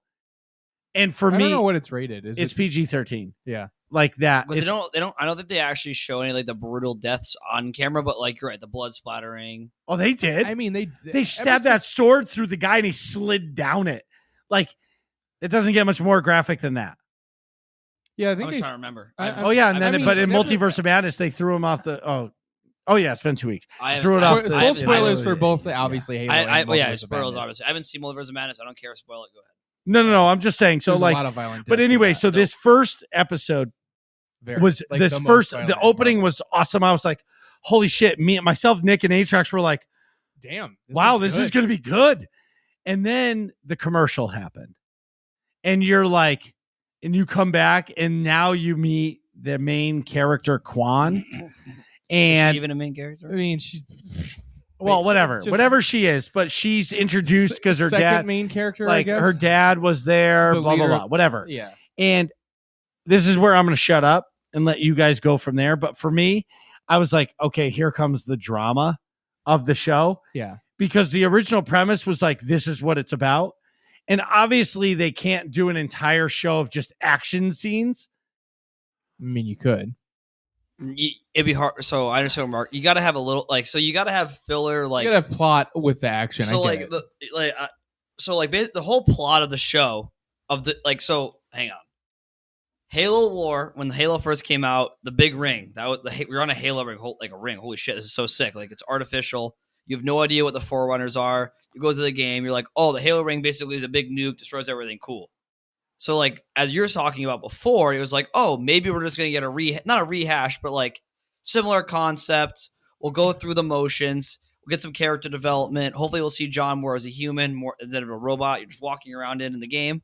But instead, we got Quan. Well, it's true. Yeah, it's true. Yeah, but I think Quan was to pull out the human side of John. But but it doesn't connect like that. So I know. Here's my biggest gripe. I can't remember what episode it is. Yeah, but what I'm just trying to set the plot, right? Here. And in episode 1, so Quan goes after her whole her village is killed. Yeah. She's the last survivor. She's seen it, and so John is instructed to take her with him when they leave, right? And bring her back to UNMC. To clarify, you've got the USNC MC, at episode 3. Yeah, but so and you've got humans rebelling against the big government humans, right? And that's Quan's family is rebelling against. They're called the insurrection. The insurrectionists. Yes. Are innies that want to be out. It's pretty fun, actually. Well, it's because they're blaming the UNNC for all the problems, right? But the UNNC isn't telling anybody about the Covenant, right? Meanwhile, the USNC is Covenant. MC, UNSC. UNSC. How do you? What's the United Nations Space Command? Oh, okay. UNSC. Sorry, Space Command. No, this is Buzz Lightyear. Buzz Lightyear, the Space Command. Sidebar: the Buzz Lightyear movie. I'm kind of hyped for it. All right, back to it. It looks wicked good. Okay, but anyways, so there's insurrectionists fighting against the UNSC, the government, right? And the government is also fighting the Covenant, but they're not making that well known. So the insurrectionists don't know about the Covenant. And the first episode is the insurrectionists getting demolished by the Covenant who attacked their village. Yep. So Quan is the daughter of the leader of the insurrectionists in that village. And apparently it's a mining camp where they mine Rhydonium. Deuterium. Deuterium. Where's Rhydonium from? I just made that up. I think it might be from Star Wars. Oh, it is from Star Wars. You're right. But it basically, I think it's oil or like some, it's like some fuel. Deuterium is in real life. It's a hydrogen variant where it has an extra. I want to say neutrophil. That's a white blood cell. The neutral subatomic particle. Oh my god. Neutron. Anyways, and it's a fuel source apparently in the show. And that's not that important. So, anyways, I also thought that Quan is going to link up with John. John, basically the plot of the first episode is the Covenant destroy this village. The Spartans come down and destroy the Covenant and rescue the people, but really only Quan survives. So John takes Quan back to the UNSC, and you forgot the artifact. And also, there's also a big pop boy that I just completely forgot.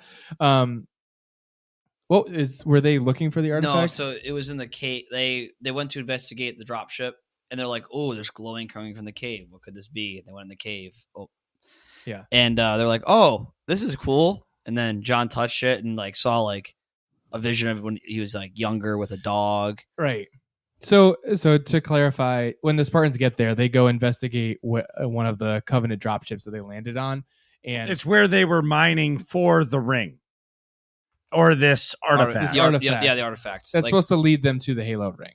Right. Yeah, John touches it and he has this unique interaction with it. But my point is, I don't mind that whole artifact plotline. That's completely fine. That's completely understandable. That makes sense to me. I'm fine with that whole plot line. But the plot with the reason I don't like Quan is it doesn't go anywhere. It doesn't have any. Let's not jump too far. We're kind of jumping. Yeah. Okay. So a couple things that so in the original, so it doesn't explain in the books, but in the books, the Autumns, the ship that John was on in the original Halo, game, when they jumped to the Halo ring from Reach, that wasn't random. She chose that location. I can't remember exactly how she chose it, but she did some calculating, Cortana. Okay. So but Cortana's not even in the so I think we're my disconnect from our conversation right now is we're talking about the show and the game, right? I think the show is I think we have to break down what the show is and then maybe compare it to the game, because like right now we're talking about Cortana, and like Cortana's nowhere even in. That's fair. You know what I mean? I'm comparing my comparison is the artifacts finding the ring to Cortana like using format. Like it's the same kind of idea. Like the ring, they just didn't randomly find it. Like they got led there a little bit. Right, but in episode 1, we don't know anything. Yeah. There's this epic battle. Now there's one girl left. They're exploring the ship. They find this ring. John sees. They find this artifact. Right. Yep. Show over. Yeah. Episode over. Yep. Right. And we left the show like, okay, out of 10, I think I gave it a 5 no, I said it was a 6 because that opening segment was good enough to carry. Heavy carry. Right. It was a heavy carry. That's a great way to put it. I carried right through it. Right. Where then when we get into episode 2, it becomes like we're watching what's that super dramatic show? Game of Thrones? No, that show's weak. Sopranos? No, Breaking like Bad. Nope. You're thinking of cool shows. Yeah, Breaking Bad's awesome. You said dramatic shows. No, I'm talking like terrible shows like Scrubs or Okay, time out. Scrubs is good, like a soap okay, opera? what's that? No, yeah, like soap opera-esque. Like Days of Our Lives. No, what's the other there's another doctor show. God damn it. House? No. Dr. Oz? No. It's like I know what you're trying to say. Basically, it went from full like action like show to like let's just sit down and talk for 43 minutes. And right. Kill our brain cells. And then yeah. Spartan 117, who never took off his mask, takes it off, just a helmet or mask, whatever. Takes off his helmet and it stays off. I don't mind. So as like you were talking about with Quan, you need to humanize John, and that's cool for me. That's like, as a big fan, like I can't hate on it because at a certain point, like let's say you're like a random person, like your grandmother, I don't even know, your aunt, I don't even know, like watch. Oh, Halo, I'll watch that. It's like why doesn't this guy take his mask off? Like, but maybe that adds to the mystery too. They could have had a hit or miss either way. But you just circling through, like, okay, like taking off your mask is like, we're going to do it before the Mandalorian did it. Like, oh, the Mandalorian took off his mask and he's not supposed to, but he waited until episode 4 to take off his mask. We're going to do it right away. We're going to show everybody who Spartan 117 is. Fine. But he spends most of the show in not his armor. Which is I'd say probably what? I would dare say 90%. Mm-hmm. It's most of the show he's out of his armor. Which it's not Halo, man. Like there was no like I would love to see like, you know, like maybe like once every 2 episodes they had like a sidebar mission and go do something, right? Like something small. It does like because like, you get your little action, but your dialogue is you need both. So we're talking about overall gripes of the show. I think before we continue with like picking through plots for the episodes, you want to just talk about overall things we didn't like, because we keep hinting at it, and I don't think we're doing a good job breaking. All right, so like first off, Quan, like by the time the story ends, like we talk, like we and Nick were texting on like I watched it finished the last episode last night, and he said like the ending's confusing, and I watched it, and I was like, we literally answered and resolved nothing, and now we have about 50 more questions. Yeah. Like I am lost what they're going for. Like so like the fact that like I don't want to jump too far ahead in plot points, but like how does Cortana just take over Chief's body? I was like I literally had a migraine. I'm like, why? It makes no sense, man. Yeah. So the overall let me break down my overall grade real quick. So we've got the games are just action, kill, with some story thrown in, essentially, right? That's the core mechanics of the game. And so you get a show where in the game, John is basically a robot that you control, like just a killing machine. Master Chief, super badass. So then you get to the show. Now I understand you have to give this character who's robotic in the games some kind of like dynamic arc, right? Otherwise, it's not going to be boring to watch. And you have to have some kind of interactions with people. One of my gripes is that it's so little action coming from a source material that is all action, that it's like it feels like they shouldn't have even made it into a Halo show. And it feels to me like Paramount Plus was planning to make a sci-fi show, and they had writers for a generic sci-fi show, and then they all of a sudden got the rights to Halo and said, oh, and now this needs to be a Halo show. Figure it out. And so these showrunners have never even played the games. They just got to throw it into the Halo universe. And that's kind of the vibe that you get, right? And it's hard. It's because if you, as a Halo fan, are expecting, oh, this is going to be very similar to the games, and it's really not. There's the feel of the show is like a political soap opera that happens to be set in this universe, and it's not even a good one. I will say, though, like, their sets design was awesome. Like High Charity and the Prophets. Amazing. A+ for me. Like skip the dialogue, like the mood they set when you went to like High Charity, like it's basically the Covenant, like when you break it down, it's literally a religious cult that just kept adapting alien species for their needs. Yep. That's all it is. So like at its core, like they did a good job at like displaying that for me. Agreed. A lot of the the show is beautiful. It's just is beautiful. For me, the show didn't make sense. Yeah. And I only watched 4 episodes, and I'll be honest, the 4th episode, I fell asleep. Yeah. Like I do the phone test, right? When I sit down on a show, my phone's sitting next to me. When I watch a show that I like, I don't touch my phone. Yep. Yeah. I think I was on my phone most of the time because it was just dumb. Yep. The one intriguing part of the show that I would say was how they made Cortana for me.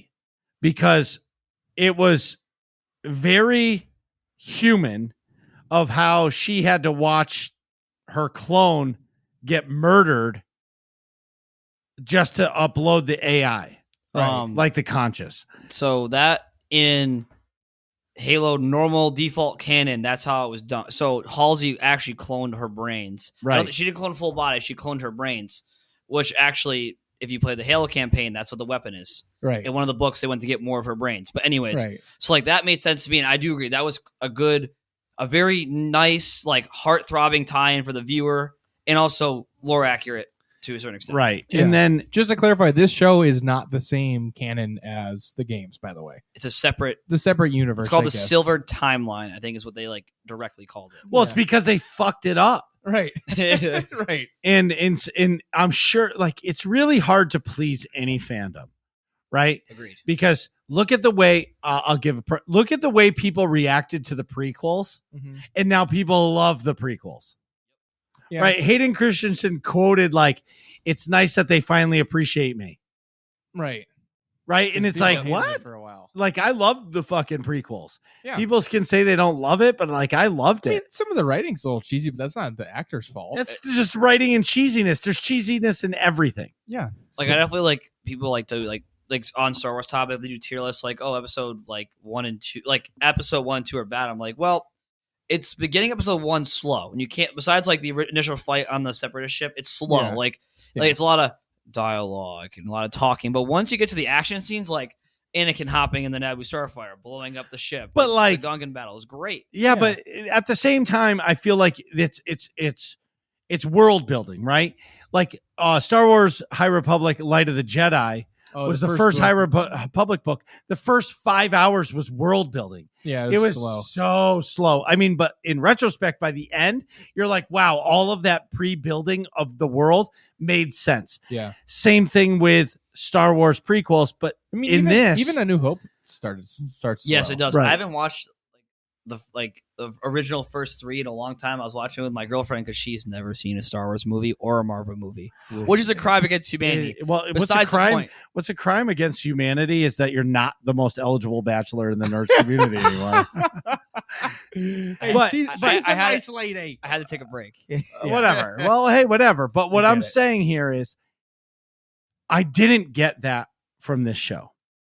It was slow. No, it didn't make sense to me at all. There was no build up, like the climax. Like there was no build. Epic scene. Oh, the Covenant is coming, and then hey, I'm gonna bring Quan to a Spartan who ran away from the program, but he's still wearing his armor. Which also makes no sense because he was a kid at the time. And now he grew to a full grown adult. Right, but he has a 117. Oh, not 117 or whatever his number. 066, I think. Yes, 066. Okay, but like he's got his armor, and they go to like this like planet thing, and then John leaves Quan there. It's called the Rebel. So the Rebel, which is like, like in the second episode, John, but Master Chief brings Quan to this after brings this Quan to like former Spartan who's like a pirate essentially now. Arr. But also too, Soren. But he also didn't listen to his directive because they told him to kill Quan, and he made his own free choice to not.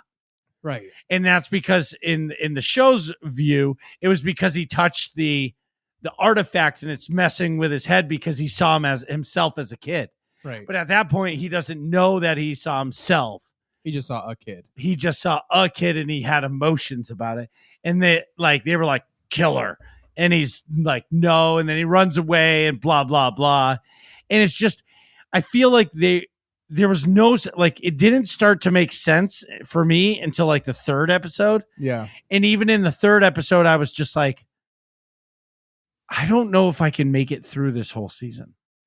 So, like, going back to Soren. Soren's a real character from the books. Yeah. He was a Spartan that, like, his arm thing, like, basically he got crazy strength, but he wasn't able to, like, be a normal Spartan, if that makes sense. He couldn't fit in the armor, blah, blah, blah. So that's cool. They did a good job incorporating him. I like it because basically he actually died trying to escape a UNSC base. So cool, they wrote him in. Just like killing Quan. I mean, that's part of war. Like in war. Well, they can't kill Quan. I'm sorry. Like in the world we live in, like they could never kill Quan, just like they could never kill Grogu. Correct. You know what I mean? I'm saying like is like no, what I mean. No, what do you mean? Like there's like you can't kill a woman in a show. Oh, I like see. that. You know what I mean? And just like a prisoner, a prisoner. You can't. No, I get you. Like war crimes. Just like if they that'd be killed off Grogu, the fucking world would end. You know what I mean? Yep. Because he's loved, just like people love Quan. Why? To you. Well, see, I think some people do because she's a female and she's strong. But my problem is like, so remember, it's not relevant. One to of the plot, later episodes, like when she's in it, like unless you know you're really clicking on Halo, the show. Yeah. It wasn't a Halo episode. Like there was nothing related to Halo at all, except for you knew that. 7. Yeah, it was like it was brutal, and like the problem with my problem with like Quan is we never really fleshed her out as a character because we got like what she was in like 1, 2, 3, right, and a couple back and forth between her and John, and then she had one episode out of what 9. That's awful. They did her dirty. Like I didn't care about her really. Right, but the whole show just didn't make sense. Agreed.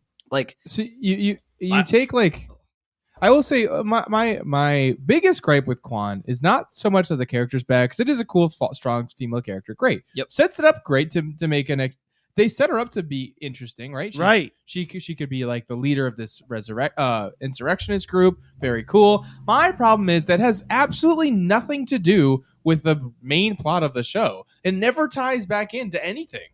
They never like end up. They never like. It would be cool. Like for example, Mackie, right? The other McKee, I forget how they say her name.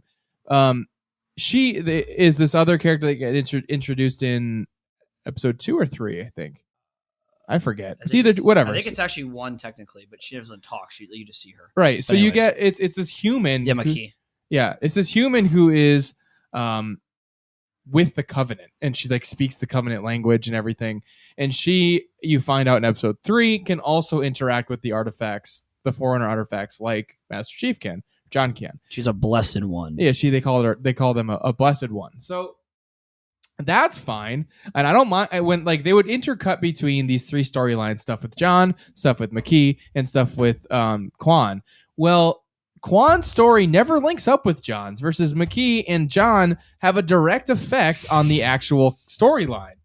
And too much later, but I'll get to that in a second. But I don't mind the McKee backstory. Like you see, like her origins, where the reason she's with the Covenant in episode 3 here is because she gets super abused by humans. Humans enslave her, kill her parents, and she's like getting like shocked by a slaver when some Covenant elites come and attack and kill the slavers, and then they see that she interacts with a piece of Forerunner, a keystone or something. Because she was like, so basically they're called luminaries. So in the lore of the books, right? Before basically Harvest was the first planet. There was human Covenant contact, right? Okay, yeah. So the humans have the mantle of responsibility, which is like the group of I'll call it like organisms that oversee everything. So the Forerunners had it, and before the Forerunners, just things called precursors. Okay. So they had it even before they did. They were like the species that like oversaw the alpha species, right? Yeah, in the space travel. All humans are all have the mantle. Everyone does. There's no like blessed one. So when they the can Covenant all interact with their own technology. So in like the artifacts yeah. that the Covenant searches for before they met each other, yeah, they're literally humans. So when they show up to harvest, they're like, "Oh my God, there's millions of artifacts here. Like, what could this be?" And the prophets all realize, like, "Oh shit, it's them. It's humans making. We need to kill them all because we have to be the alpha race." Oh, I see. So that's the whole. That's actually like the whole underlying plot line of like why the Covenant are fighting the humans. Yeah. So to me, it's like, okay, so now we're basically we kept the same. Like once again, good job at keeping the same concept. Yeah. But why is it only 2 people that can interact with all the It's Forerunner kind of stuff, lame, right? Yes. Yeah, because in the games they use Sergeant Johnson to interact with Forerunner Correct. stuff to try and activate Halo or something, right? Yes. Something like that. It's all humans can do it. Right, in the games, and now in the show it's just 2 humans, John and McKee. Well, they needed. I'm fine with that. Yeah, Right. I am too. I'm saying they did it right. It's like a good concept. That's fine. Yeah, And I like how the Covenant can't do it themselves, right. keeping in the same ebb Sort and of. flow of the actual lore. Right. I'm not mad at that, but yeah, but that makes sense to me, and I'm fine with that plotline concept. Right, that's going to tie back in. They have interactions. But back to Quan, but back to Quan. Quan's story doesn't go anywhere, and she has a whole episode just to her. And they break up some of the cool parts that are actiony later in later episodes with like Quan's story that doesn't go anywhere. So to me, this is what they have to do for the next season. The next season needs the next season needs to be months in advance, okay? Because to tie this in, to me, there should have been episode 10. And should have taken place 3 months later, and Quan should have been head of the Resistance. Yeah, and they need to team up with the UNSC to stop the Covenant. Boom, there's your tie-in, cut and shut. We're done. Yeah, but I don't think there's gonna be a season 2. I don't know. I think the show's gonna get canceled because if you like, I'm gonna say the Rotten Tomato scores. Yeah, the Rotten Tomato scores are terrible. Right, they spent $100 million on that show. Or something like they're not going to spend. I don't think the show comes back for season 2, which is awful because we were hyped about it. Like you said, like it's they definitely went the wrong way. I was excited for Battlefield 2042 as well, and look what happened. It's fair. You know what I mean? Like you can be excited about. I was excited for the 10th year anniversary of Star Wars: The Old Republic. Yeah. I remember that was a big letdown, right? Yeah, huge letdown. Like the show is a letdown. I'm gonna finish it just so I can finish it, but like, there's too many. Like, I look at quality of time, right? Yeah. If I have an hour where I'm not sitting in front of my computer and I have an hour to watch a show, I'm not picking Halo. I'm not picking Halo unless I want to fall asleep. I like I said to Nick, I made a joke like episode 1. 5 and 9, they shoot guns at each other. Otherwise, we're just talking. It's just talking. There's 3 episodes out of the 9 where they actually have fighting. Like yes, they shoot guns episodes, but like you actually have like a battle or like something significant, a conflict. Yeah, right. And I think for me, the biggest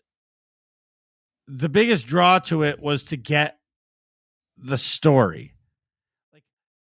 Or just like make the story about the Spartans. Like they could have done season 1 of all the Spartans, just their training and what they went through. That's my favorite book. Right. And like it would have been amazing. You know what I mean? Right. I just feel like the show was rushed to the point of what was that movie? Rise of Skywalker, sorry. It was thrown together just like that.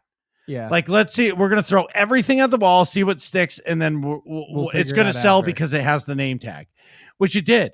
Like, if there's somewhere to see the subscription things to Paramount Plus, I guarantee the subscription skyrocketed when they first released Halo. Yeah. And then they probably canceled it right away, but they still got them for that month. Right.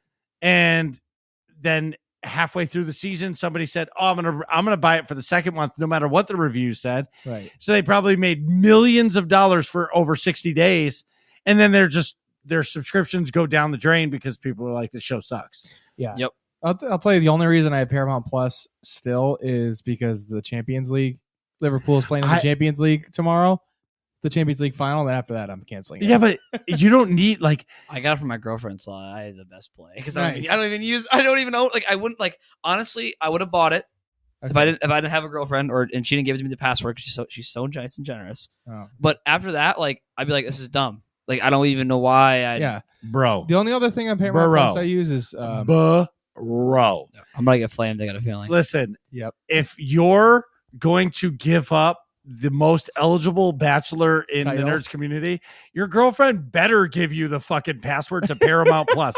Like that's like say like you can't have my password for Paramount Plus. That's like saying you can't even. We're gonna go to the movies, but you can't get popcorn. Right? Like, come on. Of course she's gonna give that to you. Now she gives you like her YouTube TV or like her Hulu or Netflix account, then you know she loves you. Yeah. But like other than that, like it's Paramount Plus. Like come on, yeah, that's fair. That's like first date level. Yes, yeah, for real. Maybe second date, but still, like yeah, whatever. It's Paramount Plus. It's like first base. But Nick, cancel that shit and just use mine. Like what the fuck? It's Paramount Plus. Because I know you're gonna like block the Liverpool game or something. Because that's a you move. Okay, you just record all the Arsenal games. Listen, everybody here. Hear this. This is how boring the show is because we stopped talking about it. So Nick, so bad. Nick, I will just zip through the plot. I think. We'll come back.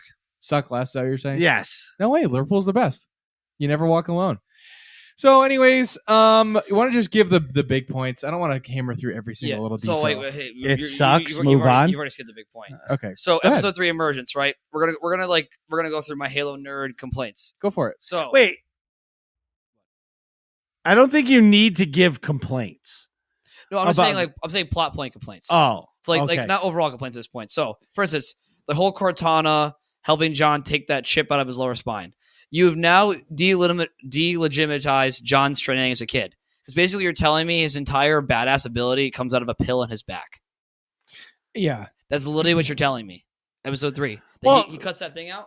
They were trained at 6 years old to be badasses. And that's why they're like it's literally ingrained in their brain. Yeah, but they still needed to give him the superpowers. No, that's the chip. No. The pill doesn't give him superpowers. So hang on. So have you ever read that book? Right? It's called Halo First Strike.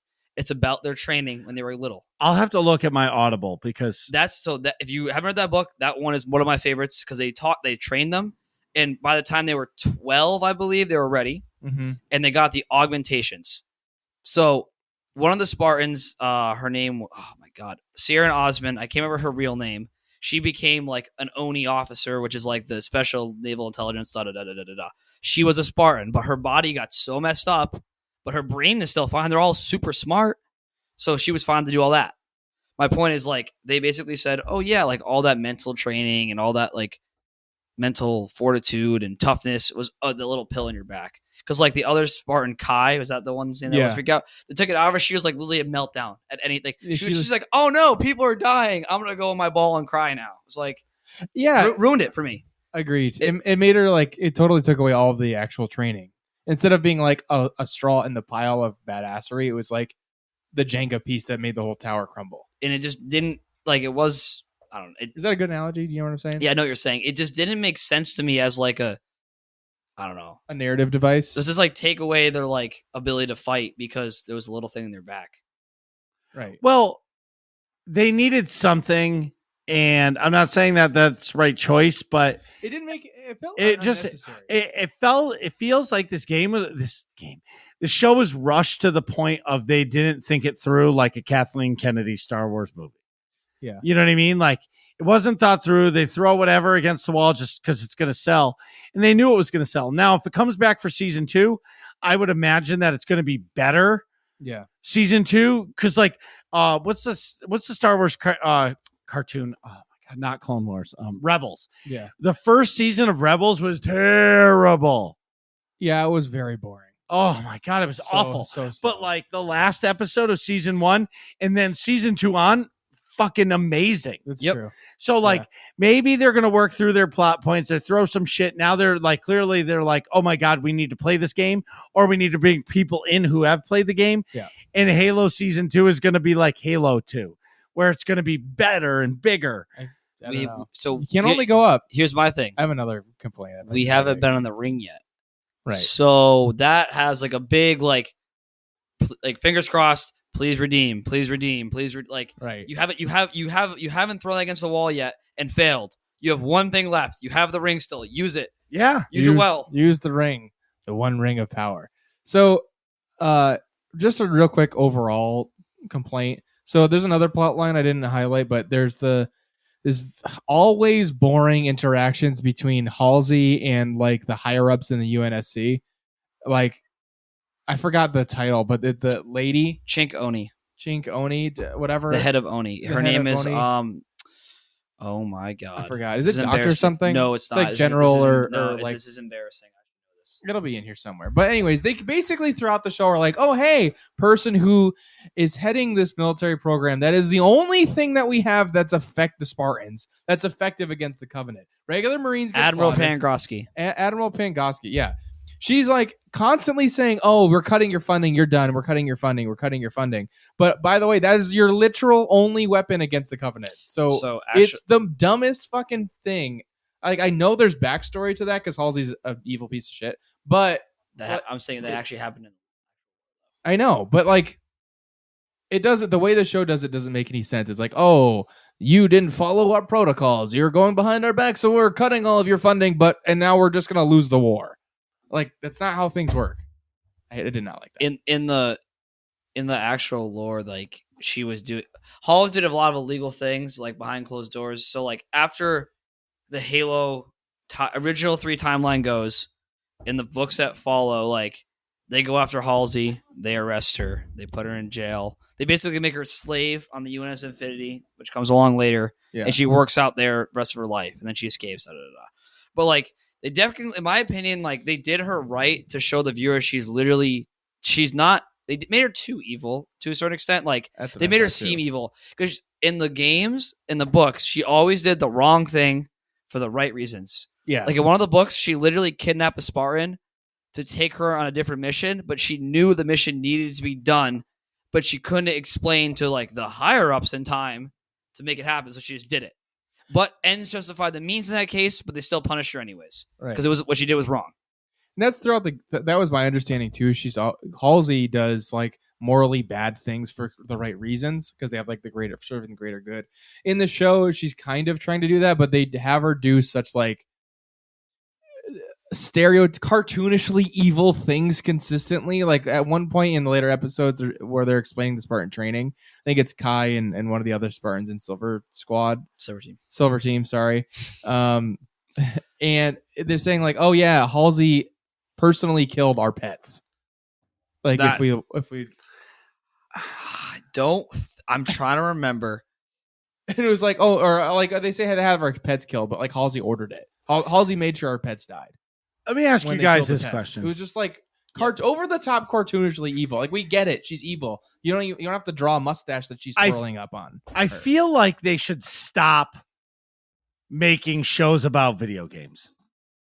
Yeah, like I feel but like Uncharted made that movie. Meh. The Witcher came out pretty good. But they're basing. But that's a TV show. And and they're basing it more on the books and not the games. So right. You have to stick because have you guys seen Halo 4 Until Dawn? But like the movie? No. Oh. Yes, I have. I think I saw some. I probably have. It's on Netflix. Like it's a cartoon. No, it's live action. Yeah. It basically focuses on Commander Lasky or Lasky, and he ends up in like Halo. It came up before Halo 4. Because it's like the ship they were on the front of Dawn, and Lasky was the head of like second in command on the Infinity. Mm-hmm. So how is his character? Chief does come in at the end, saves him because they basically attacked the Naval Academy. Yeah, they're like, oh shit, send the Spartan, save the day, and it wasn't bad because they stuck to Halo. Yeah, but points. I just feel, I guess maybe I'm burnt out. Maybe I'm burnt out on all of the content because nobody's ever happy. You know what I mean? And like this show is terrible. Don't get it wrong. Yeah. But like I feel like nobody's ever going to be satisfied. Well, that's one thing. It's one thing to not be set if you're like not true to lore. People have those complaints, but it's another thing to make like a terrible show. Just like I don't think they could make a Destiny show because that wouldn't make any sense. It would be terrible. Well, no, it would be amazing, but like they can't. Yeah, but hear me out. It's really Can't be hard to satisfy it. It's hard to translate that plot into a show format. Name one book/video game TV show besides Harry Potter that is very good. Besides Harry Potter, what do you mean? Like that you would consider very good? Like we're talking Star Wars. Good book. Well, Star Wars was Star Wars a movie first or was it a book first? Movie first. Okay, so it has to be a book or video game that got transitioned to a TV show / movie. That's not Harry Potter because I think Harry Potter is. Oh, I got one. Game of Thrones. Okay, that's a good example, but they did it right, and also because they stuck to the source content. True, and it got terrible when they stopped doing that. Correct. Lord of the Rings, same thing. Same thing. Stuck to the source. It was good. Yeah. So here's your common trend. Things that go up like Percy Jackson. This is another one of my I read that book when I was literally in middle school, childhood. Love that. When the movies came out, the first movie was like, okay, you did your own thing, but you stuck to the general concept. Right. Cool. The second one, I'm like, okay, so you took the second book, you read about half of it, you got bored, you chopped it off, you read the third book, you skipped to the middle and did the end and smashed them together and called it a movie. Yeah. And you made the characters 10 years too old. Yep. And the characters weren't even like look-alike, so how they were described in the book. Well, I can look past. I can look past the looks because everybody's character looks different in their head. Also, you can't maybe not find the perfect right. Like cast. That's fine. I'll give a perfect example. My Thrawn is not the Thrawn that we got. No, you know what I mean. My Thrawn is Mark Hamill. No, Mark Thompson. Mark Thompson. That's what I meant. Mark Thompson Thrawn. And what we got was somebody else, and he did a nice job, but like, it wasn't my Thrawn. Yep. Yeah. And I feel like it's really hard to be able to portray all that unless, like you're saying, you follow it to the T. Yeah, you have to. If you're doing one of these adaptations, then you have to follow the source material, and this super doesn't try, and then is also just a bad show on top of it. like back to like. I don't know. We kind of like we have the episodes pulled up with like a basic plot point, and in reality, for me, like half these episodes are forgettable.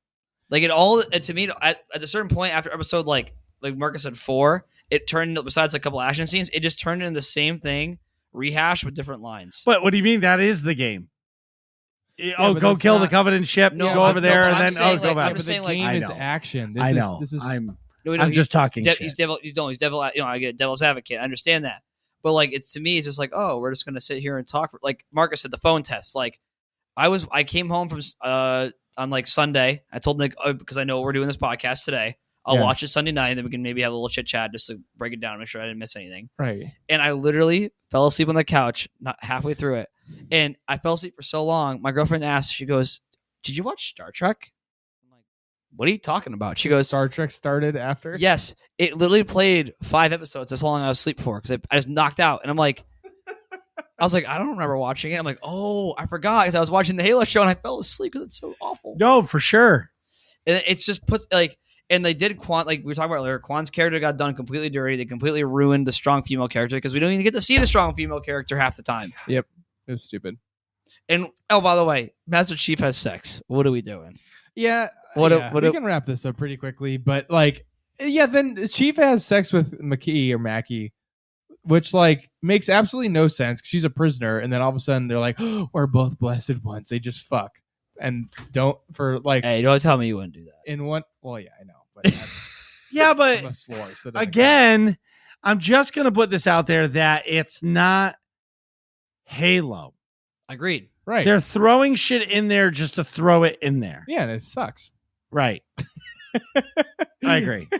But like that, Cortana's you don't need to do that, you know? And it's like it's cut between like Halsey knowing what's happening and Cortana literally having to watch them do it. Oh, that's so cringe. It was so cringy. It's like, so you're like girlfriend that's in your head kind of, and there's like a romantic interest in the game. At least I took it as that a little bit. Because Kind of, sort of. Because Halsey always found John attractive. And Yeah. you have to remember Cortana's a Clone of Halsey. Yeah. So, yes. So you have like your... it's just weird. Very awkward tension that didn't need to be tension. Yeah. I will say one thing they did very right is Cortana's how she talked. Yeah. How she looked. And like little How she Easter eggs, behaved was like good the too. pawn and the queen go into the box after the game's over. Like I can't remember the exact quote, but that line is used in the games, and that's what she first said when she was born. Yeah. And like I really liked like the subtle hints they did. Like Cortana's character, 10 out of 10, good job. Yeah, they did a good job with Cortana. Except for one plot hole. They say like Cortana can't take over Chief's body, or she's just lying to him. I guess I can only shut your Chief's body down. And then he's like, and then later they're like, well, the plan was for me to take over your body and make you not have a conscience anymore. and that made no like. But then you're just saying you couldn't do that, but now you can do that later, and it doesn't make any sense. Spoilers, Marcus. For episode 9, basically they're Doomsday. The Covenant get both artifacts, Which means that they can go immediately find Halo. and she basically you touch it, and huge hollow map appears in the sky. Silver Team, goes in. They kill like the two. Literally, there was like 3 grunts. It was kind of comical. They're like, wow, there's nobody here. There's only 3 grunts. Yeah. All the prophets are here too. Oh no, the Spartans are gonna kill us. And then the prophets go, oh yeah, unleash the elites. And there's like 500 elites coming out of nowhere. It was like, cool. Yeah. Well, it was to trap them. That plot point makes sense. It doesn't Nope, in the context of if you actually watch the episode, you're like, it was so blatantly obvious. Like it was like so like literally because Halo, like grunts, like the most useless. There was literally they killed 3 of them. That was it. There was no elites. There was no jackals. There was just 3 grunts just chilling. Yeah. And she like touches the thing, and the star map starts. Like it basically starts like projecting in the sky, right? Yeah. And the elites coming in was cool. I will admit. Like there's just a wave after wave, and they're just mowing them down. They're running out of bullets. The DMR is full auto. I hated that. I don't get it. The battle rifle was full auto. It's supposed to be 3 round bursts in the game, and I hated that too. But that's a nitpick, I realize. But it's but but if you don't have that as a nitpick, you're going to say to yourself, at least they got that right. Fair. Yes, that's true. You have to for me, point out. like that is iconic. Right. 3 round burst. Right. Iconic. Yeah. Yes. So if your grandma, as we said it, who never played the games, you'd be like, oh, it's just an automatic rifle. It's the same as the other one he had before. Exactly. This But to everybody who actually knows Halo, who's watching the show, it's like, why isn't that a 3 round burst? It's not an automatic weapon. Right. Yeah. All right. Halo TV show sucks. Season 1. Stay tuned for season 2 breakdown. To finish it, like the way to end the plot talk about like literally John dies and Cortana takes over his body, and I was just like, okay, which makes it so she could touch the artifact and get the boys out into safety. To me, it was like the cheesiest way to end that fight. Like, they have no option to get out of here, and then like their best way of doing it is, oh, let's just kill John and have Cortana take over the body, and we can call it a day. It's like, wow. I thought we just couldn't do that. Earlier in the show, they were like, oh, they literally sedated John and had Cortana use his body to touch the artifact, and nothing happened. But now you do it at the end of the show, and it's fine. Well, I think it's because if John was alive, they have the safety protocols, and Cortana wasn't allowed to do that stuff. Yeah, but it's him interacting with like I think Forerunner technology. I think this goes back to Marcus's saying of the show is rushed, and they were like, "Fuck, we gotta figure. How do we end it? Well, the next we have 2 minutes. How do we end it as fast as possible?" Right. Boom. There's the ending. And they killed McKee, who technically was the main. I guess you can call her the main antagonist. Yeah, I would say so. She's like besides the Covenant, technically, like we just killed the main antagonist for literally no reason. Right. Like, also, technically, is she dead? I don't know, because it's like questionable. Like, do we know she fell to the ground and stopped touching the artifact? But is she dead? To me, as a show writer, I highly doubt you can't kill her. Yeah, you ruin your entire plot line. Point. Yeah, because basically now also you technically killed John. So now we have killed every single main character except for Quan, who had no impact on the rest of the plot. It's the Quan show. Season 2 coming next time with Marcus 51. Marcus B.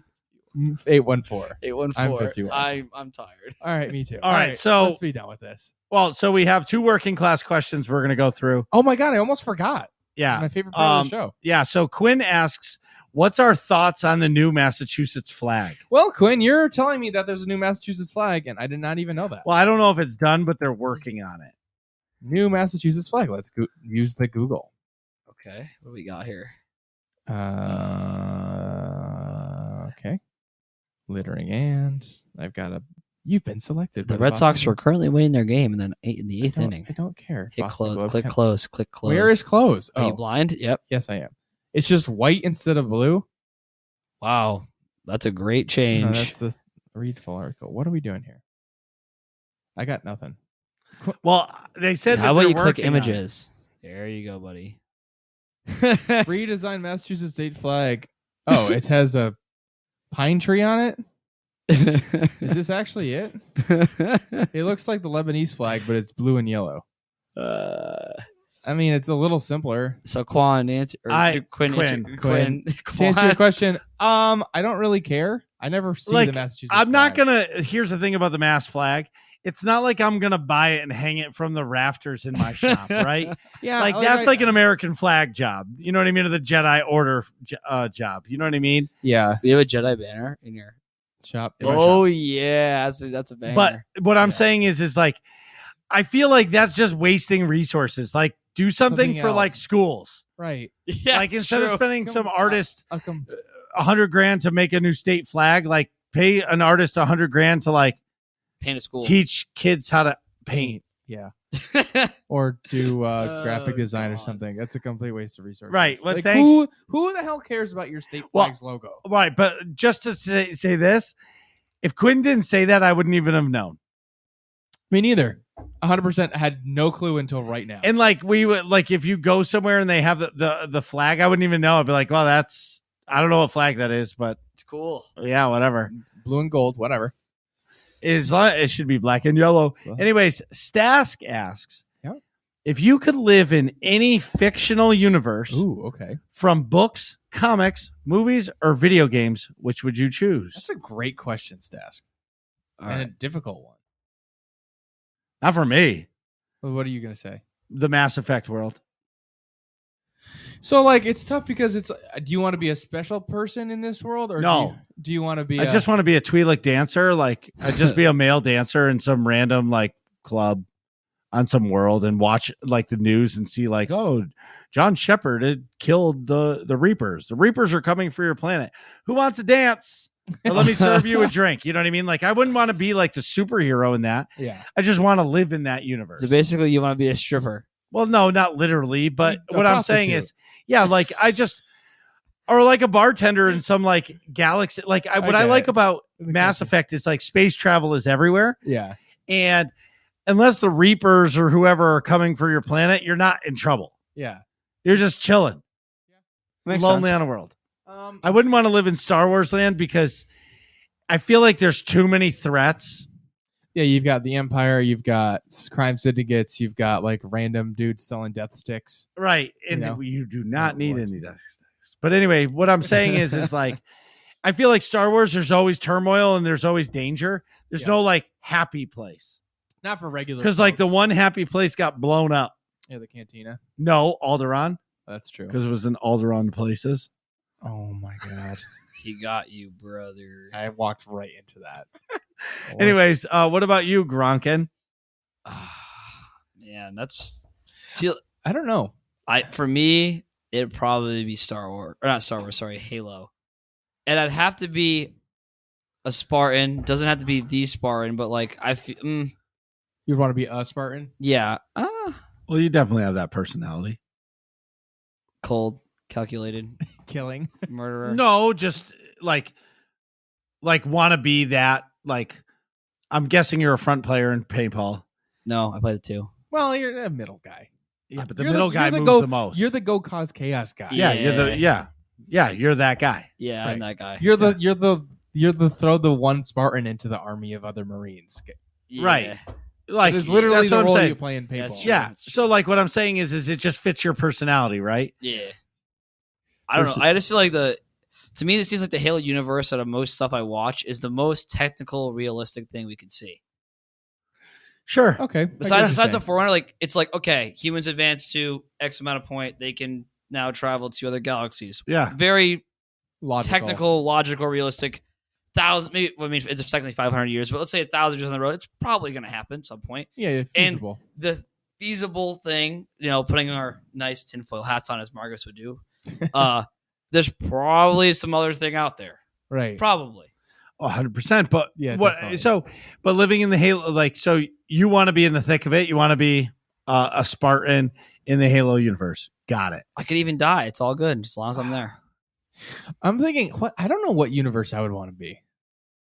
It's Star Wars. No, because Star Wars. I mean, if I was a Force user, definitely Star Wars. If I could like guarantee I have powers, I will say, can I just sidebar real quick? Yeah. Like, my second choice would be like Harry Potter, because who wouldn't want to be a kid going to like, Hogwarts? Hogwarts and like learning how to be a wizard? I was gonna say Harry Potter would be dope, but I think probably the Fallout universe. Oh, see, like, interesting. Yeah, that is like, because that takes balls. Yeah, but like would you be in like the vault dweller, and then you walk? Yeah. You'd be a vault dweller, just banging everything, and then you come out of the vault, and you're like, "Whoa, people are alive!" And like people are like all deformed races. Yeah, but like because like because if you dog. The Fallout universe I like, 'cause it's got crazy cool shit. But like if you throw regular Nick right now into that universe, I would be okay. Like I know how to shoot a real gun. That's what you need to do. Yeah, but Fallout. It's like, but that's like, I can give myself an IV for a stim pack. Like you know what I'm saying? Yes, no, like I could figure it out. Versus like in like Harry Potter world, if I have magic, if I'm also a wizard, then I'm good. But like if in Star Wars land, if I'm a regular dude in Star Wars land, I'm fucked. Abracadabra. That's all you need. Well, yeah. So I understand that. If you throw me just Nick Vern 51 into Fallout land, I'll be generally okay. Because it's realistic. It's fairly realistic, right? That's why like the Mass Effect for me would be, because I would just be a bartender / dancer. Right. You know what I mean? Like I don't want to be the star of the show. The question is there a pull? No, I don't need that. I can flap just by moving it back and forth. Is there a stage, or are you just giving dances? No, dude, I'd just be like a dancing bartender. Like, how much do you charge? It doesn't matter. Credits? I forgot what the currency is. Yeah. But what I'm saying is like, I don't want to be like the military guy. I don't want to be the guy. Yeah. Like, even if I was in Hogwarts, I would just be just a regular student, right? Watching all like Harry Potter's just get shit on or whatever. Yeah. Just be a regular student sitting in the back. Talking shit. It's a great question. That's a good question. Thanks, Desk. What are you guys talking about in here? Find out next episode of Working Class Nerds.